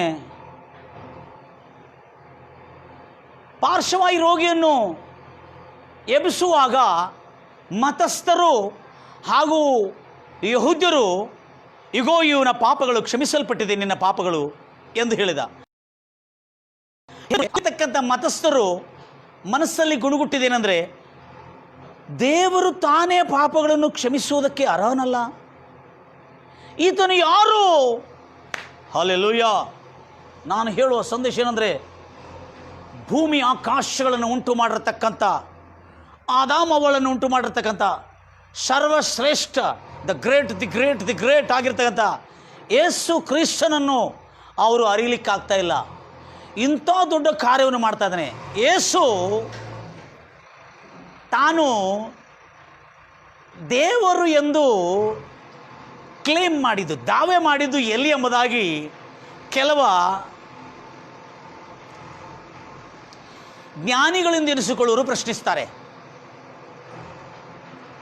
ಯೇಸು ಕ್ರಿಸ್ತನು ತಾನು ದೇವರೆಂದು ಕ್ಲೇಮ್ ಮಾಡಿದ್ದು, ದಾವೆ ಮಾಡಿದ್ದು, ದೇವರೆಂದು ಘೋಷಣೆ ಮಾಡಿದ್ದು ಅಲ್ಲದೆ ಆತನು ದೇವರಾಗಿ ಇದ್ದು ಕೂಡ ತೋರಿಸಿಕೊಟ್ಟನು, ಹಾಗೆ ಮನುಷ್ಯನಾಗಿ ಕೂಡ ಇದ್ದು ಆತನು ನಮಗೆ ಕಲಿಸಿಕೊಟ್ಟನು. ಎಲ್ಲರೂ ಹೇಳ್ತೀರಲ್ಲೂಯ, in the name of Jesus Christ, hallelujah, I break. Praise Lord Jesus. ಜಯ ನಮಗೆ. ಅದಕ್ಕಾಗಿ ಇಲ್ಲಿ ಗಮನಿಸ್ತಾ ಇದ್ದೇವೆ ನಾವು, ಯೇಸು ಕ್ರಿಸ್ತನು ಆ ಒಂದು ಪರಿಸ್ಥಿತಿಯಲ್ಲಿ ಬಂದಿರುವಾಗ, ಆ ಒಂದು ಸಮ್ಮುಖದಲ್ಲಿ ಬಂದಿರುವಾಗ ಬೋಧಿಸ್ತಾ ಇರೋ ಬೋಧನೆಗಳು ಕೇಳಿಕೊಂಡು ಒಳ್ಳೆ ಬೋಧಕನು ಎಂದು ಇಸ್ರಾಯೇಲ್ ಜನಾಂಗ, ಸ್ವಂತ ಜನಾಂಗ ಭಾವಿಸ್ತಾ ಇದ್ರು, ನಂಬಿದರು. ಸೂಚಕ್ರಿಯೆಗಳು, ಮಹತ್ವಕ್ರಿಯೆಗಳು, ಪ್ರವಚನಗಳು ಹೇಳುವಾಗ ಈತನು ಬರಬೇಕಾಗಿರುವ ಪ್ರವಾದಿಯಾದ ಏಲಿಯನು ಅಥವಾ ಯೋಹಾನನು ಆಗಿರಬಹುದು ಎಂದು ಕೆಲವು ಜನರು ಭಾವಿಸಿದರು. ಹಲ್ಲೆಲೂಯ. ಆದರೆ ಯಾರಿಗೂ ಬರಬೇಕಾಗಿರುವ ಮೆಸ್ಸೆಯನು, ದೇವಕುಮಾರನು, ಕನ್ನಿಕೆ ಗರ್ಭದಲ್ಲಿ ಜನ್ಮಿಸಿರುವ ಈತ ದೇವರು, ಪರಾಕ್ರಮಿಯಾದಂಥ ದೇವರು, ಸರ್ವಶಕ್ತನಾದ ದೇವರೆಂಬುದಾಗಿ ಇದುವರೆಗೂ, ಅಂದರೆ ಆತನು ಸೂಚಕ್ರಿಯೆಗಳು ಮಾಡ್ತಾ ಇರುವಾಗಲೂ ಕೆಲವು ಜನ ನಂಬಲಿಲ್ಲ. ಯಾಕಂದರೆ ಯಹೂದ್ಯರು ಮನುಷ್ಯನಿಗೆ ಪ್ರಭು ಎಂದು ಒಪ್ಪಿಕೊಳ್ಳೋದಿಲ್ಲ. ಜಾಗ್ರತೆಯಿಂದ ಕೇಳ್ತೀರಿ. ಪ್ರಭು ಅಥವಾ ಕರ್ತನು ಅಥವಾ ಒಡೆಯರೆಂದು ನಂಬುದಿಲ್ಲ ಅವರು. ಅವರು ಬಾಯಿಂದ ಒಪ್ಕೊಳ್ಳೋದಿಲ್ಲ ಅವರು. ಯಾಕಂದರೆ ಯಹೂದ್ಯರು ಅಂದರೆ ಇಸ್ರಾಯೇಲರು ದೇವರನ್ನು ಮಾತ್ರ ಒಡೆಯರು ಎಂಬುದಾಗಿ ಹೇಳ್ತಿದ್ರು ಮತ್ತು ತಮ್ಮನ್ನು ಆಳತಕ್ಕಂಥ ಇಸ್ರಾಯೇಲ್ ದೇಶದ ಅರಸನನ್ನು ಮಾತ್ರ ಅವರು ಒಡೆಯರೆಂದು ಒಪ್ಪಿಕೊಳ್ತಿದ್ರು ಬಾಯಿಂದ. ಹೊರತು ಭೂಪರಗಳನ್ನು ಉಂಟು ಮಾಡಿರತಕ್ಕಂಥ ಆ ದೇವರನ್ನು, ಯೆಹೋವನು ಮಾತ್ರ ಅವರು ಒಡೆಯರು ಎಂಬುದಾಗಿ ಅಥವಾ ಕರ್ತನು ಅಥವಾ ಪ್ರಭು ಎಂಬುದಾಗಿ ಕರೀತಿದ್ರು. ಇಂಗ್ಲಿಷ್ ಭಾಷೆಯಲ್ಲಿ ಲಾರ್ಡ್, LORD, ಲಾರ್ಡ್ ಎಂಬುದಾಗಿ ಅವರ ತಮ್ಮ ಬಾಯಿಂದ ಒಪ್ಪಿಕೊಳ್ಳುತ್ತಿದ್ದರು. ದಯಮಾಡಿ ಗಮನಿಸ್ತೀರಿ. ಇನ್ನೂ ವಿಚಿತ್ರವಾದ ಸಂಗತಿ ಹೇಳಬೇಕಾದ್ರೆ, ಶಿಷ್ಯರು ಕೂಡ ಈತನನ್ನು ಒಡೆಯ ಎಂದು ಕರೆದಿದ್ದು ಬೈಬಲಲ್ಲಿ ಎಲ್ಲರೂ ನೋಡಿದ್ರಾ? ಪ್ರಶ್ನೆ. ಶಿಷ್ಯರು ಯೇಸು ಕ್ರಿಸ್ತನನ್ನು ಒಡೆಯನು ಎಂದು ಕರೆದಿದ್ದು ಎಲ್ಲರೂ ಕೇಳಿದ್ರಾ? ಕೇಳಿದ್ರಾ? ಕೇಳಿಲ್ಲ? ಎಲ್ಲ ಕೇಳಿದ್ರಿ? ಬೈಬಲಲ್ಲಿ ಕೇಳಿದ್ದೀವಿ, ನೀವು ಹುಡುಕಾಡ್ಕೊ ಅಂತ ಹೇಳಿದರು. ಆದರೆ ಯೇಸು ಕ್ರಿಸ್ತನ ಶಿಷ್ಯರು 3.5 ವರ್ಷ ಯೇಸು ಕ್ರಿಸ್ತನ ಜೊತೆಯಲ್ಲಿದ್ದುಕೊಂಡು ಯೇಸುವನ್ನು ಹಿಂಬಾಲಿಸಿದರು. ಯಾಕಂದರೆ ಯೇಸುವಿನ ಕುರಿತು ಸಾಕ್ಷಿ ಹೇಳಿದವನು ಯಾರು? ಯೇಸುವಿನ ಕುರಿತು ಸಾಕ್ಷಿ ಹೇಳಿದವರು ಯಾರು? ಯೋಹಾನ ಸ್ನಾನಿಕನು. ವೆರಿ ಗುಡ್, ಭಾಳ ಒಳ್ಳೆ ಹುಡುಗರು ಇವರು. ಎಷ್ಟು ಜ್ಞಾನ, ಎಷ್ಟು ಸ್ಮರಣ ಶಕ್ತಿ. ಹಸುವಾದರೂ ಕೂಡ ಊಟಕ್ಕೆ ಹೋಗುವುದಿಲ್ಲ ಇವರು. ದೇವರ ವಾಕ್ಯ ಅಂದರೆ ಅಷ್ಟು ಹಸು ಇವರಿಗೆ. ಹಲ್ಲೆಲೂಯಾ. ಯೋಹಾನ ಸ್ನಾನಿಕನ ಸಾಕ್ಷ್ಯದಿಂದ ಹಾಗೂ ಆತನು ಮಾಡುವ, ಯೇಸುಕ್ರಿಸ್ತನು ಮಾಡುವ ಉಪದೇಶಗಳಿಂದ, ಯೇಸುಕ್ರಿಸ್ತನು ಮಾಡುವ ಸೂಚಕ್ರಿಯೆಗಳು, ಮಹತ್ವ ಕಾರ್ಯಗಳು, ಸ್ವಸ್ಥತೆಗಳನ್ನು ನೋಡಿ ಆಗ ಯೇಸುವನ್ನು ತನ್ನ ಬೋಧಕನೆಂದು ಒಪ್ಪಿಕೊಂಡರು, ಬರಬೇಕಾಗಿರುವ ಪ್ರವಾದಿ ಎಂದು ಒಪ್ಪಿಕೊಂಡರು. ಆದರೆ ಯೋಹಾನ ಸ್ನಾನಿಕನ ಹೇಳಿದನೆ ಬರಬೇಕಾಗಿರುವ ಮೆಸ್ಸಯ್ಯನ ಈತನೇ ಅಂತ ಹೇಳಿದ ಮಾತು ಅವರಿಗೂ ಇನ್ನೂ ಪರಿಪೂರ್ಣವಾಗಿ ಸ್ಪಷ್ಟವಾಗಲಿಲ್ಲ. ಅದಕ್ಕಾಗಿ ಯೇಸುವನ್ನು ಮಾಸ್ಟರ್ ಎಂದು ಕರೀತಾ ಇದ್ರು. ಏನಂತ ಕರೀತಾ ಇದ್ರು? ಮಾಸ್ಟರ್, ಗುರುವೇ ಎಂಬುದಾಗಿ, ಗುಡ್ ಟೀಚರ್. ಈಗಲೂ ಅನೇಕ ಜನ ಅನ್ಯರು ಯೇಸು ಕ್ರಿಸ್ತನನ್ನು ಒಳ್ಳೆ ಬೋಧಕನೆಂಬುದಾಗಿ ನಂಬುತ್ತಾರೆ. ಭಾಳ ಜಾಗ್ರತೆಯಿಂದ ಕೇಳ್ತೀರಿ. ಎಂಥ ಮಹತ್ವ ಕಾರ್ಯಗಳನ್ನು ಮಾಡುವಾಗಲೂ ಶಿಷ್ಯರೇ ಈತನು ಯಾರು ಎಂಬುದಾಗಿ ಪ್ರಶ್ನೆ ಕೇಳ್ತಾರೆ. ಯೇಸು ಕ್ರಿಸ್ತನು ಸಮುದ್ರದಲ್ಲಿ ನಾವೇಲಿ ಹೋಗ್ತಾ ಇದ್ದ, ಗೆನಸರೇತ್ ಎಂಬ ಸೀಮೆಗೆ, ಗೆರಸೇನ ಎಂಬ ಸೀಮೆಗೆ ಹೋಗ್ತಾ ಇರುವಾಗ ಅಲ್ಲಿ ತೂಫಾನ್ ಬಂತು. ಅಲೆಗಳು ನಾವೆಗೆ ಹೊಡಿತಾ ಇತ್ತು, ಹಡಗಿಗೆ ಹೊಡಿತಾ ಇತ್ತು, ರೇಗಿ ಬರ್ತಾ ಇತ್ತು. ಅದರೊಳಗೆ ಯೇಸು ಕ್ರಿಸ್ತನು ಹಾಯಾಗಿ ನಿದ್ದೆ ಮಾಡ್ತಿದ್ದ. Praise Lord Jesus. ಎಷ್ಟು ಅಲೆಗಳು ಹೊಡೆದ್ರು ಸುಖವಾಗಿ ನಿದ್ದೆ ಮಾಡ್ತಿದ್ದ. ಇದು ಯೇಸು ಕ್ರಿಸ್ತನ ಸಮಾಧಾನ. ಅದಕ್ಕಾಗಿ ಕೆಲವು ಜನ ಚರ್ಚಲ್ಲಿ ಕೂಡ ಚೆನ್ನಾಗಿ ವಾಕ್ಯ ಹೇಳ್ತಾರೆ. ಇವಾಗ ಅವರು ಕೂಡ ಭಾಳ ಕೆಲವು ಚರ್ಚೆಗಳು, ನಮ್ಮ ಚರ್ಚಲ್ಲೆಲ್ಲ ದೇವ್ರ ದಯೆಯಿಂದ ಕೆಲವು ಸಭೆಗಳಲ್ಲಿ ಭಾಳ ಚೆನ್ನಾಗಿ ನಿದ್ದೆ ಮಾಡ್ತಾರೆ. ಯಾಕಂದರೆ ಅವ್ರಿಗೆ ಗೊತ್ತಿದೆ, ಏನಾರ ಮಾತಾಡಿದ್ರೆ ಯಾಕ್ರಿ ನೀವು ನಿದ್ದೆ ಮಾಡ್ತಾಯಿದ್ರಿ ಸಭೆಯಲ್ಲಿ ಅಂತ ಕೇಳಿದ್ರೆ, ಇವತ್ತು ವಿಶ್ರಾಂತಿ ದಿನ ಪಾಸ್ಟರ್ ಎಂಬುದಾಗಿ ಹೇಳ್ತಾರೆ. ಅಂಥ ಜನರು ಕೂಡ ಇದ್ದಾರೆ. ಆದರೆ ಇಲ್ಲಿ ಯೇಸು ಕ್ರಿಸ್ತನ ಉಪದೇಶವು ಅನೇಕ ಜನರ ಜೀವನವು, ಅವರ ಬಾಳು, ಅವರ ಕುಟುಂಬ, ಅವರ ವ್ಯವಸ್ಥೆ ಮಾರ್ಪಾಟ ಮಾಡಿತ್ತು, ಸುಖಮಯವಾಗಿ ಮಾಡಿತ್ತು. ಅದು ದಿನಗಳದಂತೆ ಆ ಗೆರಸೇನೆ ಎಂಬ ಸೀಮಕ್ಕೆ ಯೇಸು ಕ್ರಿಸ್ತನು ನಾವೆಯಿಂದ ಹೋಗ್ತಾ ಇದ್ದನು, ಹಡಗಿನಿಂದ ನಾವೆಯಿಂದ ಹೋಗ್ತಾ ಇದ್ದನು. ಹೋಗ್ತಾ ಇರುವಾಗ ಆ ತೂಫಾನು ಅಲೆಗಳೆಲ್ಲ ಎದ್ದು ಬಡಿತಾ ಇದ್ದು ರೇಗಿ ನದಿಯಲ್ಲಿ ಆ ಸಮುದ್ರದಲ್ಲಿ ಮುಳುಗುವಂಥ ಸ್ಥಿತಿ ಬಂದಿತ್ತು. ಆಗ ಯೇಸು ಕ್ರಿಸ್ತನನ್ನು ಶಿಷ್ಯರಲ್ಲಿ ಎಬ್ಸಿದ್ರು. ಗುರುವೇ, ಮಾಸ್ಟರ್ ಏನಂತ ಎಬ್ಸಿದ್ರು? ಲಾರ್ಡ್ ಅಂತ ಎಬ್ಸಿದ್ರಾ? ಅಲ್ಲೆಲೂಯಾ. ಗುರುವೇ ಏನಂತ ಎಬ್ಸಿದ್ರು? ಸ್ವಾಮಿ, ಬೋಧಕನೇ ಏಳು, ನಾವು ಸಾಯ್ತಾ ಇದ್ರೆ ಏನು ಇಂಥ ಒಂದು ಪರಿಸ್ಥಿತಿಯಲ್ಲಿ ನೀನು ಏನು ಮಾಡ್ತಾ ಇದ್ದೀ? ಇದು ನಿದ್ದೆ ಮಾಡ್ತಾ ಇದೆಯಲ್ಲ, ಎದ್ದೇಳು, ಎಲ್ಲರೂ ಸಾಯುವಂಥ ಸ್ಥಿತಿಗೆ ಬಂದುಬಿಟ್ಟಿದೆ, ನಾವು ದಯಮಾಡಿ ಎದ್ದೇಳು ಎಂಬುದಾಗಿ ಯೇಸು ಕ್ರಿಸ್ತನನ್ನು ಯಾರು ಎಬ್ಸಿದ್ರು? ಶಿಷ್ಯರು ಎಬ್ಬಿಸಿದರು. ಎಬ್ಬಿಸಿದ ಕೂಡಲೇ ಅಲ್ಲೇ ನಡೆದಂಥ ಸಂಗತಿ ಭಾಳ ಅದ್ಭುತವಾಗಿ ನಾವು ನೋಡಿದ್ದೀವಿ. ಆಗ ಎಬ್ಬಿಸಿದಗಳು ಯೇಸು, ಈ ಅಲ್ಪ ವಿಶ್ವಾಸಿಗಳೇ, ಗುರು ಹೇಳ್ತಾ ಇದ್ದಾನೆ, ಈ ಅಲ್ಪ ವಿಶ್ವಾಸಿಗಳೇ, ಎಷ್ಟು ಕಾಲ ನಾನು ನಿಮ್ಮ ಸಂಗಡ ಇರಲಿ ಎಂಬುದಾಗಿ ಅವರನ್ನು ಹೇಳಿ ಗದರಿಸಿ, ಇಗೋ ಸಮುದ್ರವನ್ನು ಶಾಂತವಾಗು ಎಂಬುದಾಗಿ ಆತನು ಅಪ್ಪಣೆ ಕೊಟ್ಟ. ಸಮುದ್ರ ಇಷ್ಟು ಚಲರೇಗಿತ್ತು, ನದಿಗಳಲ್ಲಿ ಸಮುದ್ರದಲ್ಲಿ ಇರ್ತಕ್ಕಂಥ ಈ ನಾವೇ ಮುಳುಗಿ ಹೋಗುವಷ್ಟಕ್ಕೂ ರೇಗಿ ಕಾಡಿಸ್ತಾ ಇತ್ತು. ಕಾಡುತ್ತಾ ಇರುವ ಸಮಯದಲ್ಲಿ, ಸಾಯುವಂಥ ಸ್ಥಿತಿಯಲ್ಲಿ ಯೇಸು ಕ್ರಿಸ್ತನು ಶಾಂತವಾಗಿ ಎದ್ದು, ಇಗೋ ಸಮುದ್ರ ಸಮಾಧಾನವಾಗಲಿ ಎಂಬುದಾಗಿ ಅಪ್ಪಣೆ ಕೊಟ್ಟ. ಕೂಡಲೇ ಸಮುದ್ರ ಶಾಂತವಾಯಿತು, ಎಲ್ಲರಿಗೂ ಶಾಂತವಾಯಿತು. ನಿಮ್ಮ ಯೇಸು ಕ್ರಿಸ್ತನು ಇವತ್ತಿಂದ ಶಾಂತವಾಗಲಿ ಎಂಬುದಾಗಿ ಹೇಳ್ತಾ ಇದ್ದಾನೆ. ನೀವು ನಂಬೋದಾದರೆ ಇವತ್ತು ನಿಮ್ಮ ಮನೆಯಲ್ಲಿ ಶಾಂತಿಯ ಜೀವನವನ್ನು, ಸುಖದ ಜೀವನವನ್ನು ಇವತ್ತಿಂದ ನೀವು ಆರಂಭ ಮಾಡಲಿಕ್ಕಿದ್ದೀರಿ. ಹಲ್ಲೆಲೂಯ. ಕೂಡಲೇ ಸಮುದ್ರ ಎಂದಿಗೂ ಇಲ್ಲದ ಸಮಾಧಾನ ಸಮುದ್ರದಲ್ಲಿ ಉಂಟಾಯ್ತಂತೆ, ಶಾಂತವಾಯ್ತು. ಅಂದರೆ ಸಮುದ್ರ ಯಾವತ್ತೂ ಸುಮ್ಮನೆ ಇರೋದಿಲ್ಲ, ಗೊತ್ತಿದ್ದಲ್ಲ ಎಲ್ಲರಿಗೆ. ಅದು ಅಲೆಗಳು ಬಡಿತಾ ಹೊಡಿತಾ ಕದಲ್ತಾ ಚಲರೇಗ್ತಾ ಇದೆಲ್ಲ ಇರ್ತದೆ. ಆದರೆ ಎಂದಿಗೂ ಇಲ್ಲದ ಸಮಾಧಾನ, ಶಾಂತವಾಗಿದೆ ಅಂತ ಸಮುದ್ರ. ಅದನ್ನು ನೋಡಿದ ಕೂಡಲೇ ಶಿಷ್ಯರೆಲ್ಲರೂ, ಈತನು ಯಾರು ಅಂದರೆ ಅರ್ಥ ಏನು? ಇನ್ನೂವರೆಗೂ ಬಂದಿರತಕ್ಕಂಥ ಯೇಸು ಒಳ್ಳೆ ಬೋಧಕನು, ಒಂದು ಪ್ರವಾದಿ, ಸೂಚಕ್ರಿಯೆಗಳು ಮಾಡ್ತಕ್ಕಂಥ ಏಲಿಯನ್ ಅಂತ ಒಂದು ಪ್ರವಾದಿ ನಮ್ಮ ಮಧ್ಯದಲ್ಲಿ ಬಂದಿದ್ದಾರೆ ಎಂಬುದಾಗಿ ಭಾವಿಸ್ತಾ ಇದ್ದಾರೆ, ತಿಳಿದುಕೊಂಡಿದ್ದಾರೆ.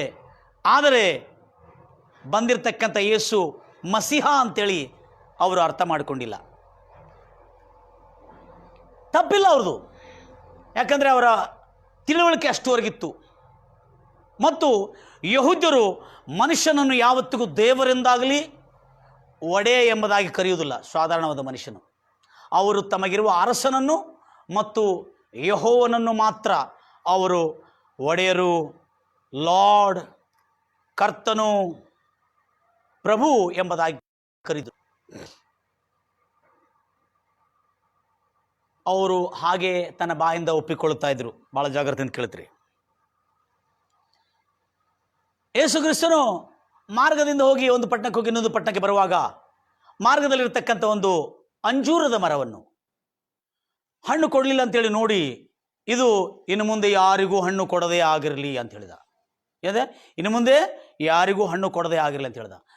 ಆ ದಿನ ಹೋಗಿ ಮರನೇ ದಿನ ವಾಪಸ್ ಬಂದ ನಂತರ ಆ ಗಿಡ ಬೇರು ಸಮೇತ ಒಣಗಿ ಹೋಗಿತ್ತು. ಇದನ್ನು ಕಂಡು ಶಿಷ್ಯರು, ಈತನು ಯಾರು? Who is this person? ಯೇಸು ಯಾರು? ನಾವು ಪ್ರವಾದಿ ಎಂದು ಭಾವಿಸ್ತಾ ಇದ್ದೇವೆ, ನಾವು ಒಳ್ಳೆ ಬೋಧಕನೆಂದು ಭಾವಿಸ್ತಾ ಇದ್ದೇವೆ. ಈತನು ಯಾರು? ಇದುವರೆಗೂ ಕನ್ಫರ್ಮ್ ಆಗ್ತಿಲ್ಲ. ಆದರೆ ಯೇಸು ಕ್ರಿಸ್ತನನ್ನು ಹಿಂಬಾಲಿಸ್ತಾ ಇದ್ದಾರೆ. ಯಾಕೆ? ಯೋಹಾನ ಸ್ನಾನಿಕನು ಅವರಿಗೆ ಹೇಳಿದ್ದಕ್ಕಾಗಿ ಮತ್ತು ಯೇಸು ಕ್ರಿಸ್ತನ ಸೂಚಕ್ರಿಯೆಗಳು, ಮಹತ್ವ ಕ್ರಿಯೆಗಳು ಹಾಗೂ ಆತನ ಬೋಧನೆಯು ಯೇಸು ಕ್ರಿಸ್ತನನ್ನು ಹಿಂಬಾಲಿಸುವಂತೆ, ಅವರನ್ನು ನಂಬುವಂತೆ ಪ್ರೇರೇಪಿಸಿದೆ. ಆದ ಕಾರಣ ಒಂದು ಕಾರ್ಯವನ್ನು ತಿಳಿಸಬೇಕು. ಯೇಸು ಕ್ರಿಸ್ತನ ಶಿಷ್ಯರು ಕೂಡ ಆತನನ್ನು ಒಡೆಯ ಎಂಬುದಾಗಿ ಕರೆದಿಲ್ಲ. ನನಗೆ ತಿಳಿದರಷ್ಟು ತಿಳಿಯುವಷ್ಟು ಅಂದರೆ ನನಗೆ ನೆನಪಿರುವ ಮಟ್ಟಿಗೂ ಕರೆದಿಲ್ಲ. ಯಾವಾಗ ಯೇಸು ಕ್ರಿಸ್ತನನ್ನು ಒಡೆಯನೆಂಬುದಾಗಿ ಕರೆದ್ರೆ ಗೊತ್ತಿದೆ? ಯಾವಾಗ ಎಂಬುದಾಗಿ ಶಿಷ್ಯರು ಕರೆದ್ರಂದ್ರೆ, ನಾನು ಯಾಕೆ ಕೇಳ್ತಾ ಇದ್ರೆ, ಯಹೂದ್ಯರಿಗೆ, ಏ ಪರಿಸಾಯರೇ, ವ್ಯಭಿಚಾರ ಸಂತತಿಗಳೇ, ನಿಮಗೆ ಬೇರೆ ಯಾವ ಸೂಚನೆಯನ್ನು ನಾನು ಕೊಡುವುದಿಲ್ಲ, ಯೋನಾಗೆ ಆಗಿರುವ ಸೂಚನೆಯನ್ನೇ ನಾನು ನಿಮಗೆ ಕೊಡುತ್ತೇನೆ. ಅದನ್ನು ಬಿಟ್ಟು ಬೇರೆ ಯಾವ ಸೂಚನೆ ಕೊಡುವುದಿಲ್ಲ. ಹೇಗೆಂದರೆ, ಯೋನ ಮೀನಿನ ಹೊಟ್ಟೆಯಲ್ಲಿ 3 ದಿನ 3 ರಾತ್ರಿಗಳು ಇದ್ದುಕೊಂಡು ಹೇಗೆ ಹೊರಗೆ ಬಂದನೋ, 40 ದಿವಸಗಳು ಹೇಗೆ ಆತನೋ ನಿನಿವೆಗೆ ನ್ಯಾಯ ತೀರ್ಪಿನ ವಿಷಯದಲ್ಲಿ ಸಾರಿದನೋ, ಹಾಗೆ ಆ ಸೂಚನೆಯನ್ನು ನಾನು ತೋರಿಸ್ಕೊಡ್ತೇನೆ ಎಂಬುದಾಗಿ ಹೇಳಿದ ಯೇಸು ಕ್ರಿಸ್ತನು. Exactly, no doubt. ಅಂದ್ರೆ ಅರ್ಥ ಏನು ಹೇಳ್ತಾನೆ, ಈ ಮನುಷ್ಯ ಕುಮಾರನು ಭೂಗರ್ಭದಲ್ಲಿ 3 ದಿನ 3 ರಾತ್ರಿಗಳು ಇದ್ದುಕೊಂಡು ಮತ್ತು ತಿರುಗಿ ಏಳು ಬರುವುದನ್ನು ಅದೇ ರೀತಿಯಾದಂಥ ಸೂಚಕ್ರಿಯನ್ನು ನೀವು ನೋಡುವಿರಿ ಎಂಬುದಾಗಿ ಹೇಳಿದ. ಯಾಕಂದ್ರೆ ಯಹೂದ್ಯರು ಸತ್ತವರನ್ನು ಎಬ್ಬಿಸಿದ್ರು ಕೂಡ ಈತನು ಯಾರು ಎಂಬುದಾಗಿ ಅಷ್ಟೇ ಪ್ರಶ್ನಿಸಿದ್ರು ಹೊರತು ಆತನನ್ನು ದೇವರೆಂಬುದಾಗಿ ಅಥವಾ ಬರಬೇಕಾಗಿರುವ ಮಸಿಹ ಎಂಬುದಾಗಿ ಅವರು ಗ್ರಹಿಸಿ ಪರಿಶಾಯರು, ಸದುಕಾಯರು, ಮತಸ್ಥರು. ಆದರೆ ಕೆಲವು ಯಹೂದ್ಯರು ಯೇಸು ಕ್ರಿಸ್ತನನ್ನು ಹಿಂಬಾಲಿಸ್ತಾ ಇದ್ರು. ಆತನು ಒಳ್ಳೆ ಬೋಧಕನು ಮತ್ತು ಪ್ರವಾದಿ ಎಂದು ನಂಬಿರುವುದರಿಂದ. ಎಲ್ಲರೂ ಹೇಳ್ತಾರಲ್ವಿಯ. ಈಗ ಇಷ್ಟೆಲ್ಲ ಸೂಚಕ್ರಿಯೆಗಳು ಮಾಡಿದ್ರು, ಒಬ್ಬನು ಮಾತ್ರ ಯೇಸುವನ್ನು ಯಾರು ಎಂಬುದಾಗಿ ಕಂಡುಕೊಂಡ. ಆತನ ಹೆಸರು ಪೇತ್ರು. ನೀನು ಯಾರು ಅಂತ ಹೇಳ್ತೀಯಪ್ಪ? ಎಲ್ಲರೂ ಕೇಳಿದ್ರು. ಎಲ್ಲರೂ ಹೇಳಿದ್ರು, ನೀನು ಬರಬೇಕಾಗಿರುವ ಪ್ರವಾದಿ ಅಥವಾ ಒಳ್ಳೆ ಬೋಧಕನು ಅಥವಾ ಬರಬೇಕಾಗಿರತಕ್ಕಂಥ ಏಕೈಕ ಪ್ರವಾದಿ ಏಲಿ ಆಗಿರ್ಬೋದು, ಯೋಹಾನ್ ಸ್ನಾನಿಕನಾಗಿರ್ಬೋದು, ಯೋಹಾನ್ ಅಂತ ಇರ್ಬೋದು ಎಂಬುದಾಗಿ ಹೇಳಿಕೊಂಡು ಕೆಲವು ಜನ ಆತನನ್ನು ಪ್ರವಾದಿ ಎಂದು ಒಪ್ಪಿಕೊಂಡ್ರು. ಮತ್ತು ಪ್ರಜೆಗಳೆಲ್ಲ, ಅನ್ಯ ಜನರೆಲ್ಲ ಯೇಸುವನ್ನು ಒಳ್ಳೆ ಬೋಧಕನೆಂದು ಒಪ್ಪಿಕೊಂಡ್ರು. ಗಂಭೀರವಾಗಿ ಹೇಳ್ತಿರಲ್ವಿಯ, ಒಳ್ಳೆ ಬೋಧಕನೆಂಬುದಾಗಿ ಒಪ್ಪಿಕೊಂಡ್ರು. ಹಲ್ಲೆಲೂಯ, ದೇವರ ನಾಮಕ್ಕೆ ಮಹಿಮೆ ಉಂಟಾಗಲಿ. ಆದರೆ ಯೇಸುವನ್ನು ಬರಬೇಕಾಗಿರುವ ಮಸಿಹ, ಆತನೇ ಸ್ವಯಂ ದೇವರು, ಕನ್ನಿಕ ಗರ್ಭದಲ್ಲಿ ಮಾನವನಾಗಿ ಭೂಲೋಕಕ್ಕೆ ಬಂದನೆಂಬುದಾಗಿ ಯಾರೂ ಅಷ್ಟು ಕಟ್ಟುನಿಟ್ಟಾಗಿ ದೃಢ ನಂಬಿಕೆ ಅವರಲ್ಲಿ ಇನ್ನೂ ಸ್ಥಾಪನೆ ಆಗಲಿಲ್ಲ.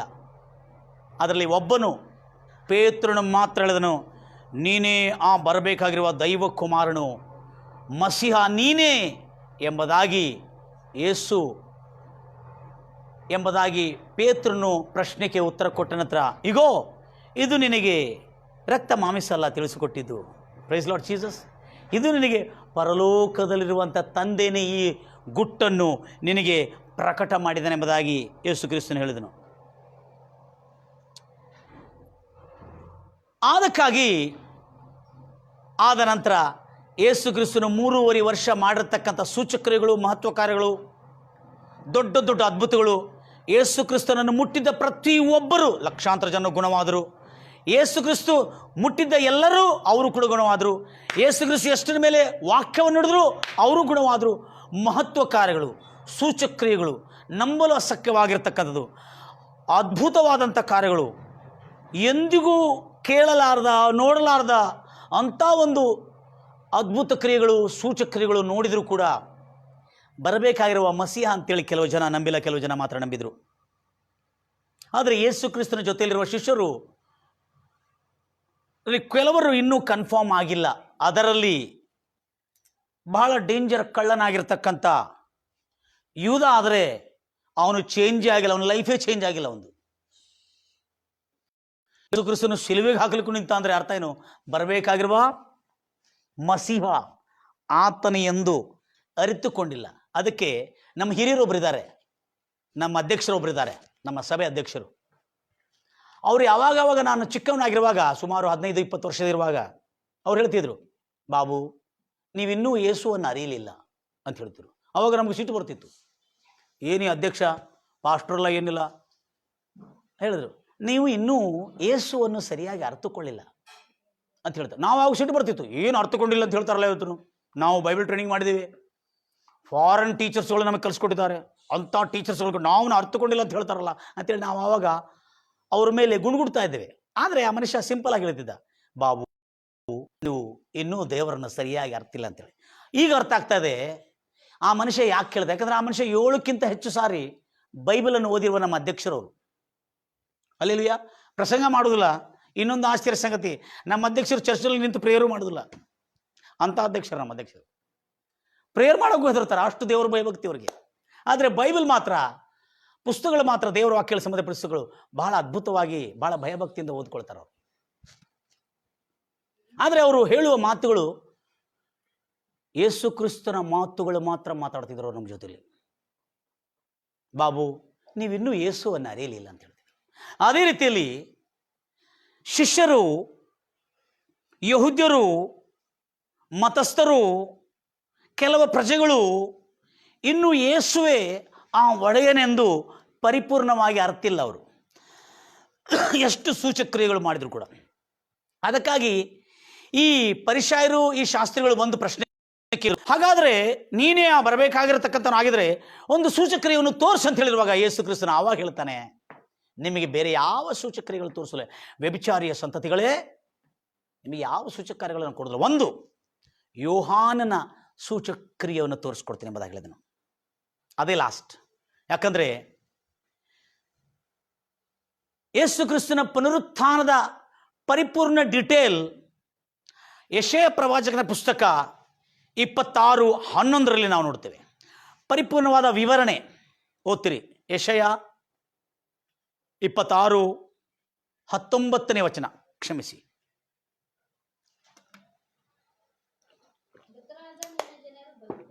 ಏನು ಪ್ರವಚನ ನೋಡ್ರಿ.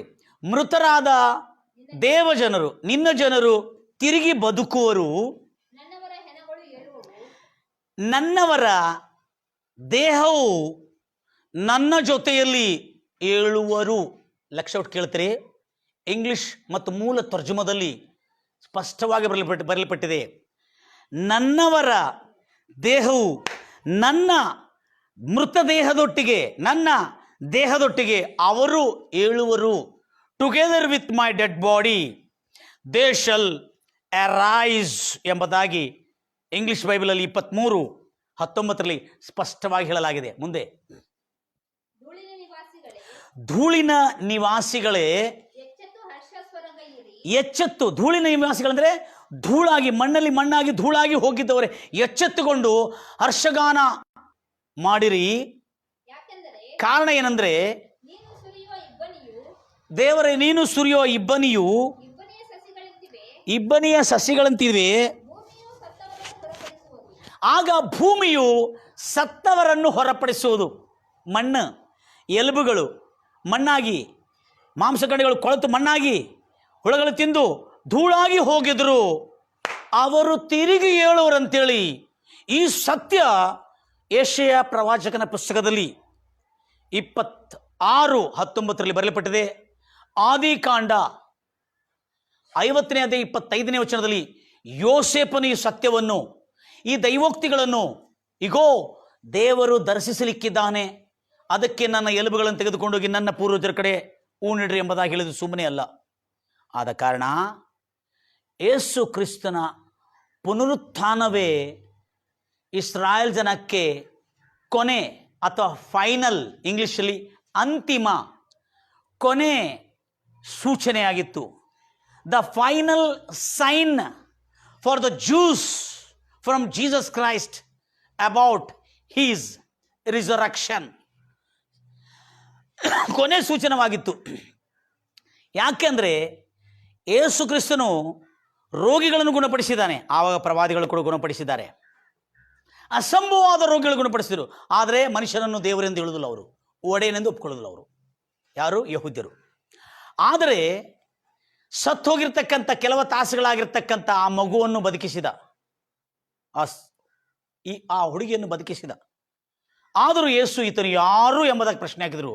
ಬಹಳ ದೊಡ್ಡ ಅದ್ಭುತಗಳು ಮಾಡಿದರೆ ಎಂಬುದಾಗಿ ದೇವರನ್ನು ಮಹಿಮೆಪಡಿಸಿದರು. ಆದರೆ ಈತನು ಯಾರು? ಪ್ರವಾದಿಯೋ? ಬರಬೇಕಾಗಿರುವ ಪ್ರವಾದಿ ಈತನೇನಾ? ಮೆಸ್ಸಯನಾ ಅಂತ ಪ್ರಶ್ನಿಸಿದರು. ಆದರೂ ಆತನನ್ನು ಅವರು ನಂಬಲಿಲ್ಲ. ತದನಂತರ ಸತ್ತೋಗಿ 4 ದಿವಸ ಸಮಾಧಿಯಲ್ಲಿ ಉಣಲ್ಪಟ್ಟ ಲಾಜರನನ್ನು ಪ್ರಾರ್ಥನೆ ಮಾಡಿಲ್ಲ, ಆತನ ನೆನಪಿಸೋದಕ್ಕಾಗಿ ಅಪ್ಪಣೆ ಕೊಟ್ಟಿದ್ದಾನೆ. ಲಾಜರನೇ ಹೊರಗೆ ಬಾ ಅಂತ ಹೇಳಿದ. ಸತ್ತ ಲಾಜರನು 4 ದಿನವಾದ ನಂತರ ಆತನು ಪುನರುತ್ಥಾನವಾದನು. ಎಲ್ಲರೂ ಹೇಳ್ತಾರೆ ಅಲ್ವಯ್ಯ. ಆದರೂ ಯೇಸು ಕ್ರಿಸ್ತನು ಬರಬೇಕಾಗಿರುವ ಮಸಿಹ ಅಂತೇಳಿ ಅವರು ಕೂಡ ನಂಬಲಿಕ್ಕಾಗಲಿಲ್ಲ. ಆದರೆ ಯಹೂದ್ಯರಿಗೆ ಕೊನೆಯ ಸೂಚನೆ ಏನಂದ್ರೆ, ಅಬ್ರಾಮನ ಸಮಾಧಿ, ಇಸಾಕನ ಸಮಾಧಿ, ಯಾಕೋಬನ ಸಮಾಧಿ, ಯೋಸೇಫನ ಸಮಾಧಿ, ಅನೇಕ ಪರಿಶುದ್ಧರ ಸಮಾಧಿಯೂ ಅದೇ ಇಸ್ರಾಯೇಲರಲ್ಲಿ ಯೆರೂಸಲೇಮಿನಲ್ಲಿ ಕಾನಾನ್ನಲ್ಲಿ ಊಣಿಡಲ್ಪಟ್ಟಿದೆ. ಯೆರೂಸಲೇಮ್ ಅಂದರೆ ಕಾನಾನ್ನಲ್ಲಿ ಊಣಿಡಲ್ಪಟ್ಟಿದೆ, ಕ್ಷಮಿಸಿ. ಈ ಸಮಾಧಿಗಳಲ್ಲಿ ಇರ್ತಕ್ಕಂಥವರು ಯೇಸು ಕ್ರಿಸ್ತನ ಅಂದರೆ ಮೊದಲನೇ ಅರಸನು ಮೆಸ್ಸಯ್ಯನ ಮೊದಲನೇ ಆಗಮನದ ಕಡೆ ದಿನಗಳಲ್ಲಿ ಇವರು ಏಳುವರಂತೇಳಿ ಏಬುವಿನ ಪುಸ್ತಕ 19ನೇ ಅಧ್ಯಾಯ 23ರಲ್ಲಿ ನಾವು ನೋಡ್ತೇವೆ. ಇಗೋ, ನನ್ನ ದೇಹವು ಕ್ಷೀಣಿಸಿ ಪವಳಿಸಿ ಮಣ್ಣಲ್ಲಿ ಮಣ್ಣಾಗಿದ್ರು, ಇದೇ ದೇಹದಿಂದ ನನ್ನ ವಿಮೋಚಕನನ್ನು ಕಡೆಯ ದಿನದಲ್ಲಿ ನೋಡುವೆನು ಎಂದು ಏಬು ಪುಸ್ತಕದಲ್ಲಿ ಕೂಡ ಮನುಷ್ಯರಿಗೆ ಪುನರುತ್ಥಾನ ಇದೆ ಎಂದು ಉಪದೇಶ ಇತ್ತು, ಪ್ರವಚನ ಉಲ್ಲೇಖಿಸಲ್ಪಟ್ಟಿತ್ತು. ಆದ ಕಾರಣ ಯಾವಾಗ ಯೇಸು ಕ್ರಿಸ್ತನು ಪುನರುತ್ಥಾನ ಆಗ್ತಿದನೋ, ಅದಕ್ಕಾಗಿ ಹೇಳಿದ ಏನಿಲ್ಲ, ನಿಮಗೆ ಲಾಸ್ಟ್ಗೆ ಸೂಚನೆ ತೋರಿಸ್ತೀನಿ ಅಂತ ಹೇಳಿದಾನೆ. ಏನಿಲ್ಲ, ಫೈನಲ್, ಇಂಗ್ಲೀಷಲ್ಲಿ ಫೈನಲ್, ಕನ್ನಡದಲ್ಲಿ ಫೈನಲ್ಗೆ ಶಬ್ದ ಇಲ್ಲ. ಕನ್ನಡ ಪಂಡಿತರೇ, ನನಗೆ ಫೈನಲ್ಗೆ ಒಂದು ಒಳ್ಳೆಯ ಶಬ್ದ ಕೊಡ್ರಿ. ಹಲ್ಲೆಲೂಯಾ. ನಾನು ಡಿಕ್ಷನರಿ ನೋಡುವಾಗ ಅಂತಿಮ ಅಂತ ಹೇಳ್ತಾ ಇದ್ದಾರೆ. ಫೈನಲ್ ಅನ್ನೋ ಪದ ಭಾಳ ಚೆನ್ನಾಗಿದೆ. ಅಂತಿಮ ಅನ್ನೋ ಪದ ಅಂತಿಮ ಕಲಾಸ್ ನೀವು ಹೋಯ್ತು ಮುಗೀತಂತೇಳಿ. No, this is the final for the beginning. ಅಂತಿಮ ಎದಕ್ಕೆ? ಇದು ಅಂತಿಮ ಅಂದರೆ ಅಂತಿಮ ಆಯಿತು. ಇದಲ್ಲ, ಫೈನಲ್ ಫಾರ್ ದ ಬಿಗಿನಿಂಗ್ ಅಂದರೆ ಇನ್ನು ಮುಂದೆ ಆರಂಭವಾಗುವುದಕ್ಕಾಗಿ ಒಂದು ಕಡೆ ಅಂತ ಹೇಳಿದ್ರು, ಕಡೆ ಅಂತ ಬರ್ತದೆ. ಫೈನಲ್ ಒಂದು ಸೂಚನೆ ಎಂಬುದಾಗಿ ಯೇಸು ಕ್ರಿಸ್ತ ಹೇಳಿದ್ದಾನೆ. ಆಗ ಯೇಸು ಕ್ರಿಸ್ತನು ಶಿಲುವೆ ಮೇಲೆ ಮರಣಿಸಿದಾಗ ಸಮಾಧಿಗಳು ತೆರೆಯಲ್ಪಟ್ಟವು. ನೆನ್ಪಿಟ್ಕೊಳ್ರಿ, ಶಿಲುವೆ ಮೇಲೆ ಮರಣಿಸಿ ತನ್ನ ಪ್ರಾಣವನ್ನು ಬಿಟ್ಟಿದ ಕೂಡಲೇ ಭೂಮಿ ಅದಿರಿತು, ಕಂಪನೆ ಉಂಟಾಯಿತು, ಬಂಡೆಗಳು ಸೀಳಿದವು, ದೇವಾಲಯದ ತೆರೆ ಹರಿದೋಯ್ತು ಮೇಲಿಂದ ಕೆಳಗವರೆಗೂ. ಅನೇಕ ದೇವಜನರ, ಪರಿಶುದ್ಧರ, ದೇವಜನರಲ್ಲ, ಪರಿಶುದ್ಧರ ಸಮಾಧಿಗಳು ತೆರೆಯಲ್ಪಟ್ಟವು. ಆಗ ಇಸ್ರಾಯೇಲ್ ಜನಾಂಗರ ಅನೇಕ ಮತಸ್ಥರು ಆಶ್ಚರ್ಯಚಕಿತರಾದರು, ವಿಸ್ಮಯಗೊಂಡರು, ಅಯೋಮಯವಾದರು. ಇದೇನಿದು? ಯೇಸು ಕ್ರಿಸ್ತನ ಮರಣ ದಿನದಲ್ಲಿ ಸಮಾಧಿಗಳು ತೀರಲ್ಪಟ್ಟವಲ್ಲ, ಬಂಡಿಗಳು ಒಡೆದು ಬಿಟ್ಟವಲ್ಲ, ಇಂಥ ಅದ್ಭುತಗಳು ಆಗಿಬಿಟ್ಟಿದೆ ಎಂಬುದಾಗಿ ಆಶ್ಚರ್ಯಚಕಿತರಾದರು. 3 ದಿನ ಲಕ್ಷ ಕೇಳ್ತಾರೆ. ಯಾಕಂದ್ರೆ ಇದು ವ್ಯಾಖ್ಯಾನಗಳಲ್ಲಿ ನಾವು ಅಧ್ಯಯನ ಮಾಡಿ ತೆಗೆದಿರ್ತಕ್ಕಂಥ 3 ದಿನಗಳು ಸಮಾಧಿಗಳು ತೆರೆದೇ ಇತ್ತು, ಮಮ್ಮೀಸ್ಗಳು ಕಾಣ್ತಾ ಇತ್ತು, ಮತ್ತು ಕೆಲವು ಧೂಳು ಅಲ್ಲೇ ಬಿದ್ದಿತ್ತು, ಅಲ್ಲೇ ಧೂಳಲ್ಲಿ ಧೂಳಾಗಿ ಹೋಗಿತ್ತು, ಎಲುಬುಗಳು ಕೂಡ ಇಲ್ಲದೆ ಹೋಗಿತ್ತು. 4000 ವರ್ಷಗಳಿಂದ ಯೇಸು ಕ್ರಿಸ್ತ ಪೂರ್ವ ಮರಣಿಸಿರುವ ಎಲ್ಲ ಪರಿಶುದ್ಧರ ದೇಹಗಳು ಹಾಗೂ ಅಬ್ರಾಮ್, ಇಸಾಕ್, ಯಾಕೋಬ್, ಯೋಸೇಫ್, ಅನೇಕ ಪರಿಶುದ್ಧರ ಸಮಾಧಿಗಳು ತೆರೆಯಲ್ಪಟ್ಟಿತ್ತು. Praise the Lord Jesus. ಆಗ ಯಹೂದ್ಯರು ಆಶ್ಚರ್ಯಚಕಿತರಾದರು. ಎಲ್ಲರಿದ್ರಲ್ವ್ಯಾ? ಯಹೂದ್ಯರು ಆಶ್ಚರ್ಯಚಕಿತರಾದರು. Praise the Lord Jesus. ಯಹೂದ್ಯರು ಆಶ್ಚರ್ಯಚಕಿತರಾಗಿ ಏನೋ ದೊಡ್ಡ ಮಹತ್ವ ಕಾರ್ಯ ನಡಲಿಕ್ಕಿದೆ ಅಂತೇಳಿ ಎಲ್ಲರೂ ಗಾಬರಿಯಿಂದ, ಕೆಲವು ಜನರು ಕುತೂಹಲದಿಂದ, ಕೆಲವು ಜನರು ಆಸಕ್ತಿಯಿಂದ, ಏನು ನಡಿಲಿಕ್ಕಿದೆ, ಸಮಾಧಿಗಳು ತೆರೆಯಲ್ಪಟ್ಟಿದೆಯಲ್ಲ, ಹೋಗಿ ಯಹೂದ್ಯರೆಲ್ಲ ಅಥವಾ ಮತಸ್ಥರು ಹೋಗಿ ಸಮಾಧಿಗಳು ಮುಚ್ಚಿರಿ, ಇದು ತೆರೆಯಲ್ಪಡಬಾರ್ದು ಎಂಬುದಾಗಿ ಹೇಳ್ಬೋದಿತ್ತಲ್ಲ. ಅವ್ರು ಹೇಳಿಲ್ಲ. 3 ದಿನಗಳು ಸಮಾಧಿಗಳು ತೆರೆಯಲೇಪಟ್ಟಿತ್ತಂತೆ. ಆಗ ಯೇಸು ಕ್ರಿಸ್ತನು ತೀರಿದ ನಂತರ ಯೇಸು ಕ್ರಿಸ್ತನನ್ನು ಸಮಾಧಿಯಲ್ಲಿ ಊಣಿಟ್ಟು ಕಲ್ಲುಗಳನ್ನು ಭದ್ರಪಡಿಸಿ, ಯಾಕೆ ಭದ್ರಪಡಿಸಿದ್ರಂದ್ರೆ, ನಾಳೆ ಈತನ ದೇಹ ಹೋಗಿಬಿಟ್ರೆ ಯೇಸು ಕ್ರಿಸ್ತನ ಎದ್ದು ಬಿಟ್ಟಂತ ಅಲ್ಲಿರ್ತಕ್ಕಂಥ ಮತಸ್ಥರು, ಮಹಾಯಾಜಕರು, ಯಹೂದ್ಯರ, ಇಸ್ರಾಯೇಲರ ಮಹಾಯಾಜಕರು ಪಿಲಾತನ ಕಡೆ, ರೋಮನ್ ಅಧಿಪತಿ ಕಡೆ, ಪಿಲಾತನಾಗಿರ್ತಕ್ಕಂಥ ರೋಮನ್ ರಾಜ್ಯಪಾಲನ ಕಡೆ ಮನವಿ ಮಾಡಿದರು. ಆತನ ಯೇಸು ಕ್ರಿಸ್ತನ ಸಮಾಧಿಗೆ ಬಿಗಿ ಭದ್ರತೆಯನ್ನು, ಕಾವಲುಗಳನ್ನು ಇರಿಸಿರಿ ಎಂಬುದಾಗಿ ಹೇಳಿದುಕೊಳ್ಳಿ. ಹಾಗೆ ಕಾವಲು ಇರಿಸಿದರು. ರೋಮನ್ ಶತಾಧಿಪತಿ ಹಾಗೂ ಆತನ ಜೊತೆಯಲ್ಲಿರ್ತಕ್ಕಂಥ 100 ಸೈನಿಕರು ಇರಬೇಕು, ಆದರೆ ಶತಾಧಿಪತಿ 100 ಸೈನಿಕರು. ಎಷ್ಟು ಸೈನಿಕರು ಇದ್ರು ಗೊತ್ತಿಲ್ಲ, 10ಕ್ಕಿಂತ ಹೆಚ್ಚಿದ್ದಿರ್ಬೋದು. ಅಷ್ಟು ಸೈನಿಕರು ಸಮಾಧಿಗೆ ಕಾವಲವಾಗಿದ್ದರು. ಶತಾಧಿಪತಿ ಕಾವಲವಾಗಿದ್ದ, ಅಂದರೆ ಅಧಿಪತಿ, ಶತಾಧಿಪತಿ. ಶತ ಅಂದರೆ 100 ಸೈನಿಕರಿಗೆ ಅಧಿಪತಿ. ಇವರು ರೋಮನ್ನರು ಕ್ರಿಶ್ಚಿಯನ್ರಲ್ಲ, ಅಥವಾ ಯಹೂದ್ಯರು ಅಲ್ಲ, ಅಥವಾ ಹಿಬ್ರಿಯರು ಕೂಡ ಅಲ್ಲ. ಆದರೆ ರೋಮನ್ ಶತಾಧಿಪತಿ ಈ ದೃಶ್ಯ ಪ್ರತ್ಯಕ್ಷವಾಗಿ ನೋಡಿದ್ದಾನೆ. ಅದಕ್ಕಾಗಿ ರೋಮನ್ ಇತಿಹಾಸದಲ್ಲಿ ಯೇಸು ಕ್ರಿಸ್ತನ ಪುನರುತ್ಥಾನ ಒಂದು ಇತಿಹಾಸ ಆಗಿದೆ ಎಂಬುದಾಗಿ ಬರೆಯಲ್ಪಟ್ಟಿದೆ. ಹಲ್ಲೆಲೂಯ.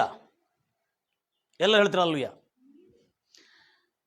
ಯೇಸು ಕ್ರಿಸ್ತನ 3ನೇ ದಿನದಲ್ಲಿ, ಊಣಿಡಲ್ಪಟ್ಟ 3ನೇ ದಿನದಲ್ಲಿ ಪುನರುತ್ಥಾನ ಆಗುವಾಗ ಯೇಸು ಕ್ರಿಸ್ತನ ಜೊತೆಯಲ್ಲಿ ಸತ್ತ ಅನೇಕ ಪರಿಶುದ್ಧರ ದೇಹಗಳು ಕೂಡ ಎದ್ದೇಳಿದಂತೆ. ಅದಕ್ಕಾಗಿ ಯೆಶಯ 26:19 ನಾವು ನೋಡ್ತಾ ಇದ್ದೇವೆ, ನನ್ನ ದೇಹದೊಟ್ಟಿಗೆ ಪರಿಶುದ್ಧರ ದೇಹಗಳನ್ನು ಎದ್ದು ಬರುವುದು, ಧೂಳಿನಲ್ಲಿ ಪವಳಿಸಿದವರೇ, ಮಣ್ಣಲ್ಲಿ ಪವಳಿಸಿದವರೇ, ಮಣ್ಣಾಗಿ ಹೋಗಿದ್ದವರೇ ಎಚ್ಚೆತ್ತುಕೊಳ್ಳಿರಿ, ಹರ್ಷಗಾನ ಮಾಡ್ರಿ ಎಂಬುದಾಗಿ ಹೇಳಿರುವಾಗ ಆ ಸತ್ತ ಎಲ್ಲ ಪರಿಶುದ್ಧ ದೇಹಗಳು ಎದ್ದು ಹಾಡು ಹಾಡ್ತಾ ಹೇಳ್ತಿದ್ದಾವೆ. ಸುಮ್ಮನೆ ಇದ್ದಿಲ್ಲ, ಪೂರ ಹಾಡು ಹಾಡ್ತಾ ಮ್ಯೂಸಿಕ್ ಚಪ್ಪಾಳೆ ಬಾರಿಸ್ತಿತ್ತೇನು ಗೊತ್ತಿಲ್ಲ. ಈ ಸಮಾಧಿಯನ್ನು ಕಾವಲ ನಿಂತಿದ್ದವ್ರದ್ದು ಪರಿಸ್ಥಿತಿ ನೋಡ್ಬೇಕೀಗ. ಕೆಲವು ಜನ ಸತ್ತವ್ರ ಕಡೆ ಬರೋದಿಲ್ಲ, ಹೆದರಿ ಅಯ್ಯೋ ನಾನು ಬರೋದಿಲ್ಲ ಅಂತ ಹೇಳ್ತಾರೆ. ಅಲ್ಲೇ ಸತ್ತ ಸಮಾಧಿಗೆ ಎಷ್ಟೋ ಜನದಿಂದ ವರ್ಷಗಳಿಂದ ಬಿದ್ದಿರೋ ಸಮಾಧಿಗಳ ಕಡೆ ಹೋಗಿ ಕಾವಲಿರಬೇಕೆಂಬುದಾಗಿ ರೋಮನ್ ಸೈನಿಕರಿಗೆ ಅಪ್ಪಣೆ ಆಯಿತು. ಶತಾಧಿಪತಿ ಅಲ್ಲಿ ನಿಂತಿದ್ದಾನೆ. ಎಲ್ಲರ ಅಲ್ವಿಯ. ಅಂಥ ಸಮಯದಲ್ಲಿ ಯೇಸು ಕ್ರಿಸ್ತನು ಮಾತ್ರವಲ್ಲ ಪುನರುತ್ಥಾನವಾಗಿದ್ದು. ನನ್ನ ಪ್ರಿಯ ಸಹೋದರಿ ಸಹೋದರರೇ, ಜಾಗ್ರತೆಯಿಂದ ಕೇಳ್ತೀರಿ. ಮತ್ತಾಯ ಸುವಾರ್ತೆ 27:53 ಓದ್ತೀರಿ, 52 ಓದ್ತೀರಿ, ಕ್ಷಮಿಸಿ. ಮತ್ತಾಯ ಸುವಾರ್ತೆ 27:50 ಓದ್ತೀರಿ. 52. ಯೇಸು ಕ್ರಿಸ್ತನು ಶಿಲುಬೆ ಮೇಲೆ ಕೂಗಿ ಪ್ರಾಣ ಬಿಟ್ಟ ಮೇಲೆ ಇದಲ್ಲದೆ ಮತ್ತೆ ಯಾವುದು? ಇದಲ್ಲದೆ ಭೂಮಿ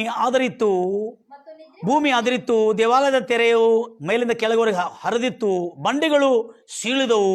ಇದಲ್ಲದೆ ಸಮಾಧಿಗಳು ತೆರೆಯಲ್ಪಟ್ಟವು. ಆಮೇಲೆ ಮತ್ತು ನಿದ್ರೆ ಹೋದ, ಸಮಾಧಿಯಲ್ಲಿ ತೀರಿ ಹೋದ ಅನೇಕ ಪರಿಶುದ್ಧರ ದೇಹಗಳು ಎದ್ದವು. ಯಾವಾಗ ಅನ್ನೋದು ತಿಳಿಸ್ತೇನೆ. ಯೇಸು ಕ್ರಿಸ್ತನ ಯೇಸು ಕ್ರಿಸ್ತನು ಮೊದಲು ಎದ್ದ ನಂತರ ಪುನರುತ್ಥಾನ ಆದ ಮೇಲೆ ಅವರು, ಅಂದ್ರೆ ಪರಿಶುದ್ಧರು, ಸಮಾಧಿ ಒಳಗಿಂದ ಹೊರಗೆ ಬಂದು ಅವರು ಪರಿಶುದ್ಧ ಪಟ್ಟಣ ಒಳಗೆ ಹೋದ್ರು. ಯೇಸು ಕ್ರಿಸ್ತನ ಪುನರುತ್ಥಾನವಾದನು, ಎದ್ದನು, ಸಮಾಧಿಯಲ್ಲಿ ಎದ್ದುಕೊಂಡು ಅಲ್ಲಿ ನಿಂತುಕೊಂಡು. ಆದರೆ ಇವರೆಲ್ಲರೂ ಪುನರುತ್ಥಾನವಾಗಿ ಎಲ್ಲಿ ಹೋದರು? ಪರಿಶುದ್ಧ ಪಟ್ಟಣ, ಅಂದರೆ ಯೆರೂಸಲೇಮ್ ಪಟ್ಟಣಕ್ಕೆ. ಅನೇಕ ತೀರಿ ಹೋದ, ಆದಿಕಾಂಡದಿಂದ ತೀರಿ ಹೋದ ಪರಿಶುದ್ಧರು ಪಟ್ಟಣದಲ್ಲಿ ಪ್ರವೇಶ ಮಾಡಿದರು. ಯೆರೂಸಲೇಮ್ನಲ್ಲಿ ಪ್ರವೇಶ ಮಾಡಿ ಕೆಲವು ಜನ ಪರಿಚಯದ ಜನರು, ಬದುಕಿದ್ದ ಪರಿಜನರ ಹತ್ರ ಅವರು ಭೇಟಿಯಾಗಿ ಮಾತಾಡಿಸಿ ಹೋದರವರು ಮತ್ತು ಆರೋಹಣರಾದರವರು. ಅದು ಎಫೆಸಿ 4:8, 1 ಪೇತ್ರ 3:18 ಇದರಲ್ಲಿ ನಾವು ನೋಡ್ತೇವೆ. ಒಳಗಿದ್ದವರನ್ನು ಸೆರೆ ಹಿಡಿದುಕೊಂಡು ಆತನು 3ನೇ ಆಕಾಶಕ್ಕೆ ಎತ್ತಲ್ಪಟ್ಟನು. ಆದ ಕಾರಣ ಯೇಸು, ಈ ಎಲ್ಲ ಜನರು, ಅನೇಕ ಸತ್ತವರು ಯಾವಾಗ ಎದ್ದು ಬಂದರೋ ಆವಾಗ ಯೇಸು ಕ್ರಿಸ್ತನು ಪುನರುತ್ಥಾನವಾಗಿ ಶಿಷ್ಯರ ಮುಂದೆ ಪ್ರತ್ಯಕ್ಷವಾಗಿರುವಾಗ ಆವಾಗ ಶಿಷ್ಯರು ಹೇಳ್ತಾ ಇದ್ದಾರೆ, ಮೈ ಲಾರ್ಡ್ ಎಂಬುದಾಗಿ ಹೇಳಿದ್ದಾರೆ. ಏನಂತ ಹೇಳಿದರೆ, ನನ್ನ ಒಡೆಯನೇ ಎಂದು ಯೇಸು ಕ್ರಿಸ್ತನನ್ನು ಒಡೆಯನೆಂದು ಒಪ್ಪಿಕೊಂಡ್ರು, ರಕ್ಷಕನೆಂದು ಒಪ್ಪಿಕೊಂಡ್ರು, ಆತನೇ ಬರಬೇಕಾಗಿರುವ ಮೆಸ್ಸಯ ಅಂತ ಒಪ್ಪಿಕೊಂಡ್ರು. ಸುಮಾರು 10 ಸಾರಿ ಆತನ ದರ್ಶನ ಕೊಟ್ಟು ಅವರೆಲ್ಲರಿಗೆ ಉಪದೇಶಿಸಿ ಆತನ ಸಮಾಧಿಯಿಂದ ಹೊರಗೆ ಬಂದ 40 ದಿವಸಗಳು ಸರಿಯಾಗಿ ಎಲ್ಲ ಜನರಿಗೆ ಮನಸ್ಸು ತಿರುಗಿಕೊಳ್ಳುವುದು ಮತ್ತು ದೇವರ ರಾಜ್ಯದ ಕುರಿತು ಸಾರುತ್ತಾ 40 ದಿನಗಳಾದ ನಂತರ ಆರೋಹಣನಾಗಿ ಪರದೇಶಿಗೆ ಹೋದ ಮೇಲೆ ಗೊತ್ತಾಯಿತು ಅವರಿಗೆ, ಈಗೋ ನಮ್ಮ ಮಧ್ಯದಲ್ಲಿದ್ದ ಆತನು, ಬರಬೇಕಾಗಿರುವ ಕನ್ನಿಕೆಯ ಗರ್ಭದಲ್ಲಿ ಹುಟ್ಟಬೇಕಾಗಿರ್ತಕ್ಕಂಥ ಯೇಸು ಕ್ರಿಸ್ತನು, ಮೆಸ್ಸೆಯನು, ಮಸೀಹನು ಸರ್ವಶಕ್ತನಾದ ದೇವರು, ನಿತ್ಯನಾದ ತಂದೆ, ಅದ್ಭುತ ಸ್ವರೂಪನು, ಆಲೋಚನಕರ್ತನು ಈತನೇ ಎಂದು ಆವಾಗ ಶಿಷ್ಯರಲ್ಲಿ ಕೆಲವರು ತಿಳಿಯಲಾರದವರೆಲ್ಲ ಆವಾಗ ತಿಳಿದುಕೊಂಡರು. ಯಹೂದ್ಯರೆಲ್ಲ ಆವಾಗ ನಂಬಿದರು. ಇತಿಹಾಸದ ದಾಖಲೆಗಳಲ್ಲಿ ಆವಾಗಲೇ ಅಲ್ಲಿ ಉಲ್ಲೇಖಿಸಲ್ಪಟ್ಟಿತು. ರೋಮನ್ ಶತಾಧಿಪತಿ ಹಾಗೂ ಆತನ ಸೈನಿಕರು ಇಗೋ ಸಮಾಧಿಯಲ್ಲಿ ಎದ್ದು ಬರ್ತಾ ಇರುವಾಗ ಇಗೋ ಈತನು ದೇವಕುಮಾರನು, ಹಾಗೆಲ್ಲ ನಿಜವಾಗಿಯೂ ದೇವಕುಮಾರನು ಎಂದು ಅವರು ಕೂಡ ಒಪ್ಪಿಕೊಂಡರು. ದೇವ್ರ ಮಕ್ಕಳೇ, ಇದೇ ಕೊನೆ ಸೂಚನೆ ಆದಮೇಲೆ ಯಹೂದ್ಯರಲ್ಲಿ ಸುಮಾರು 90ಕ್ಕಿಂತ ಹೆಚ್ಚಿನ ಶೇಕಡ ಜನರು ಯೇಸು ಕ್ರಿಸ್ತನನ್ನು ಒಡೆಯನೆಂದು ಒಪ್ಪಿಕೊಂಡರು, ಬರಬೇಕಾಗಿರುವ ರಕ್ಷಕನು ದೇವರೆಂದು ಒಪ್ಪಿಕೊಂಡರು. ಇದೇ ಕೊನೆ ಸೂಚನವಾಗಿತ್ತು. ಆಗ ಅಲ್ಲಿ ದೊಡ್ಡ ಚದುರುವಿಕೆ ಉಂಟಾಯಿತು.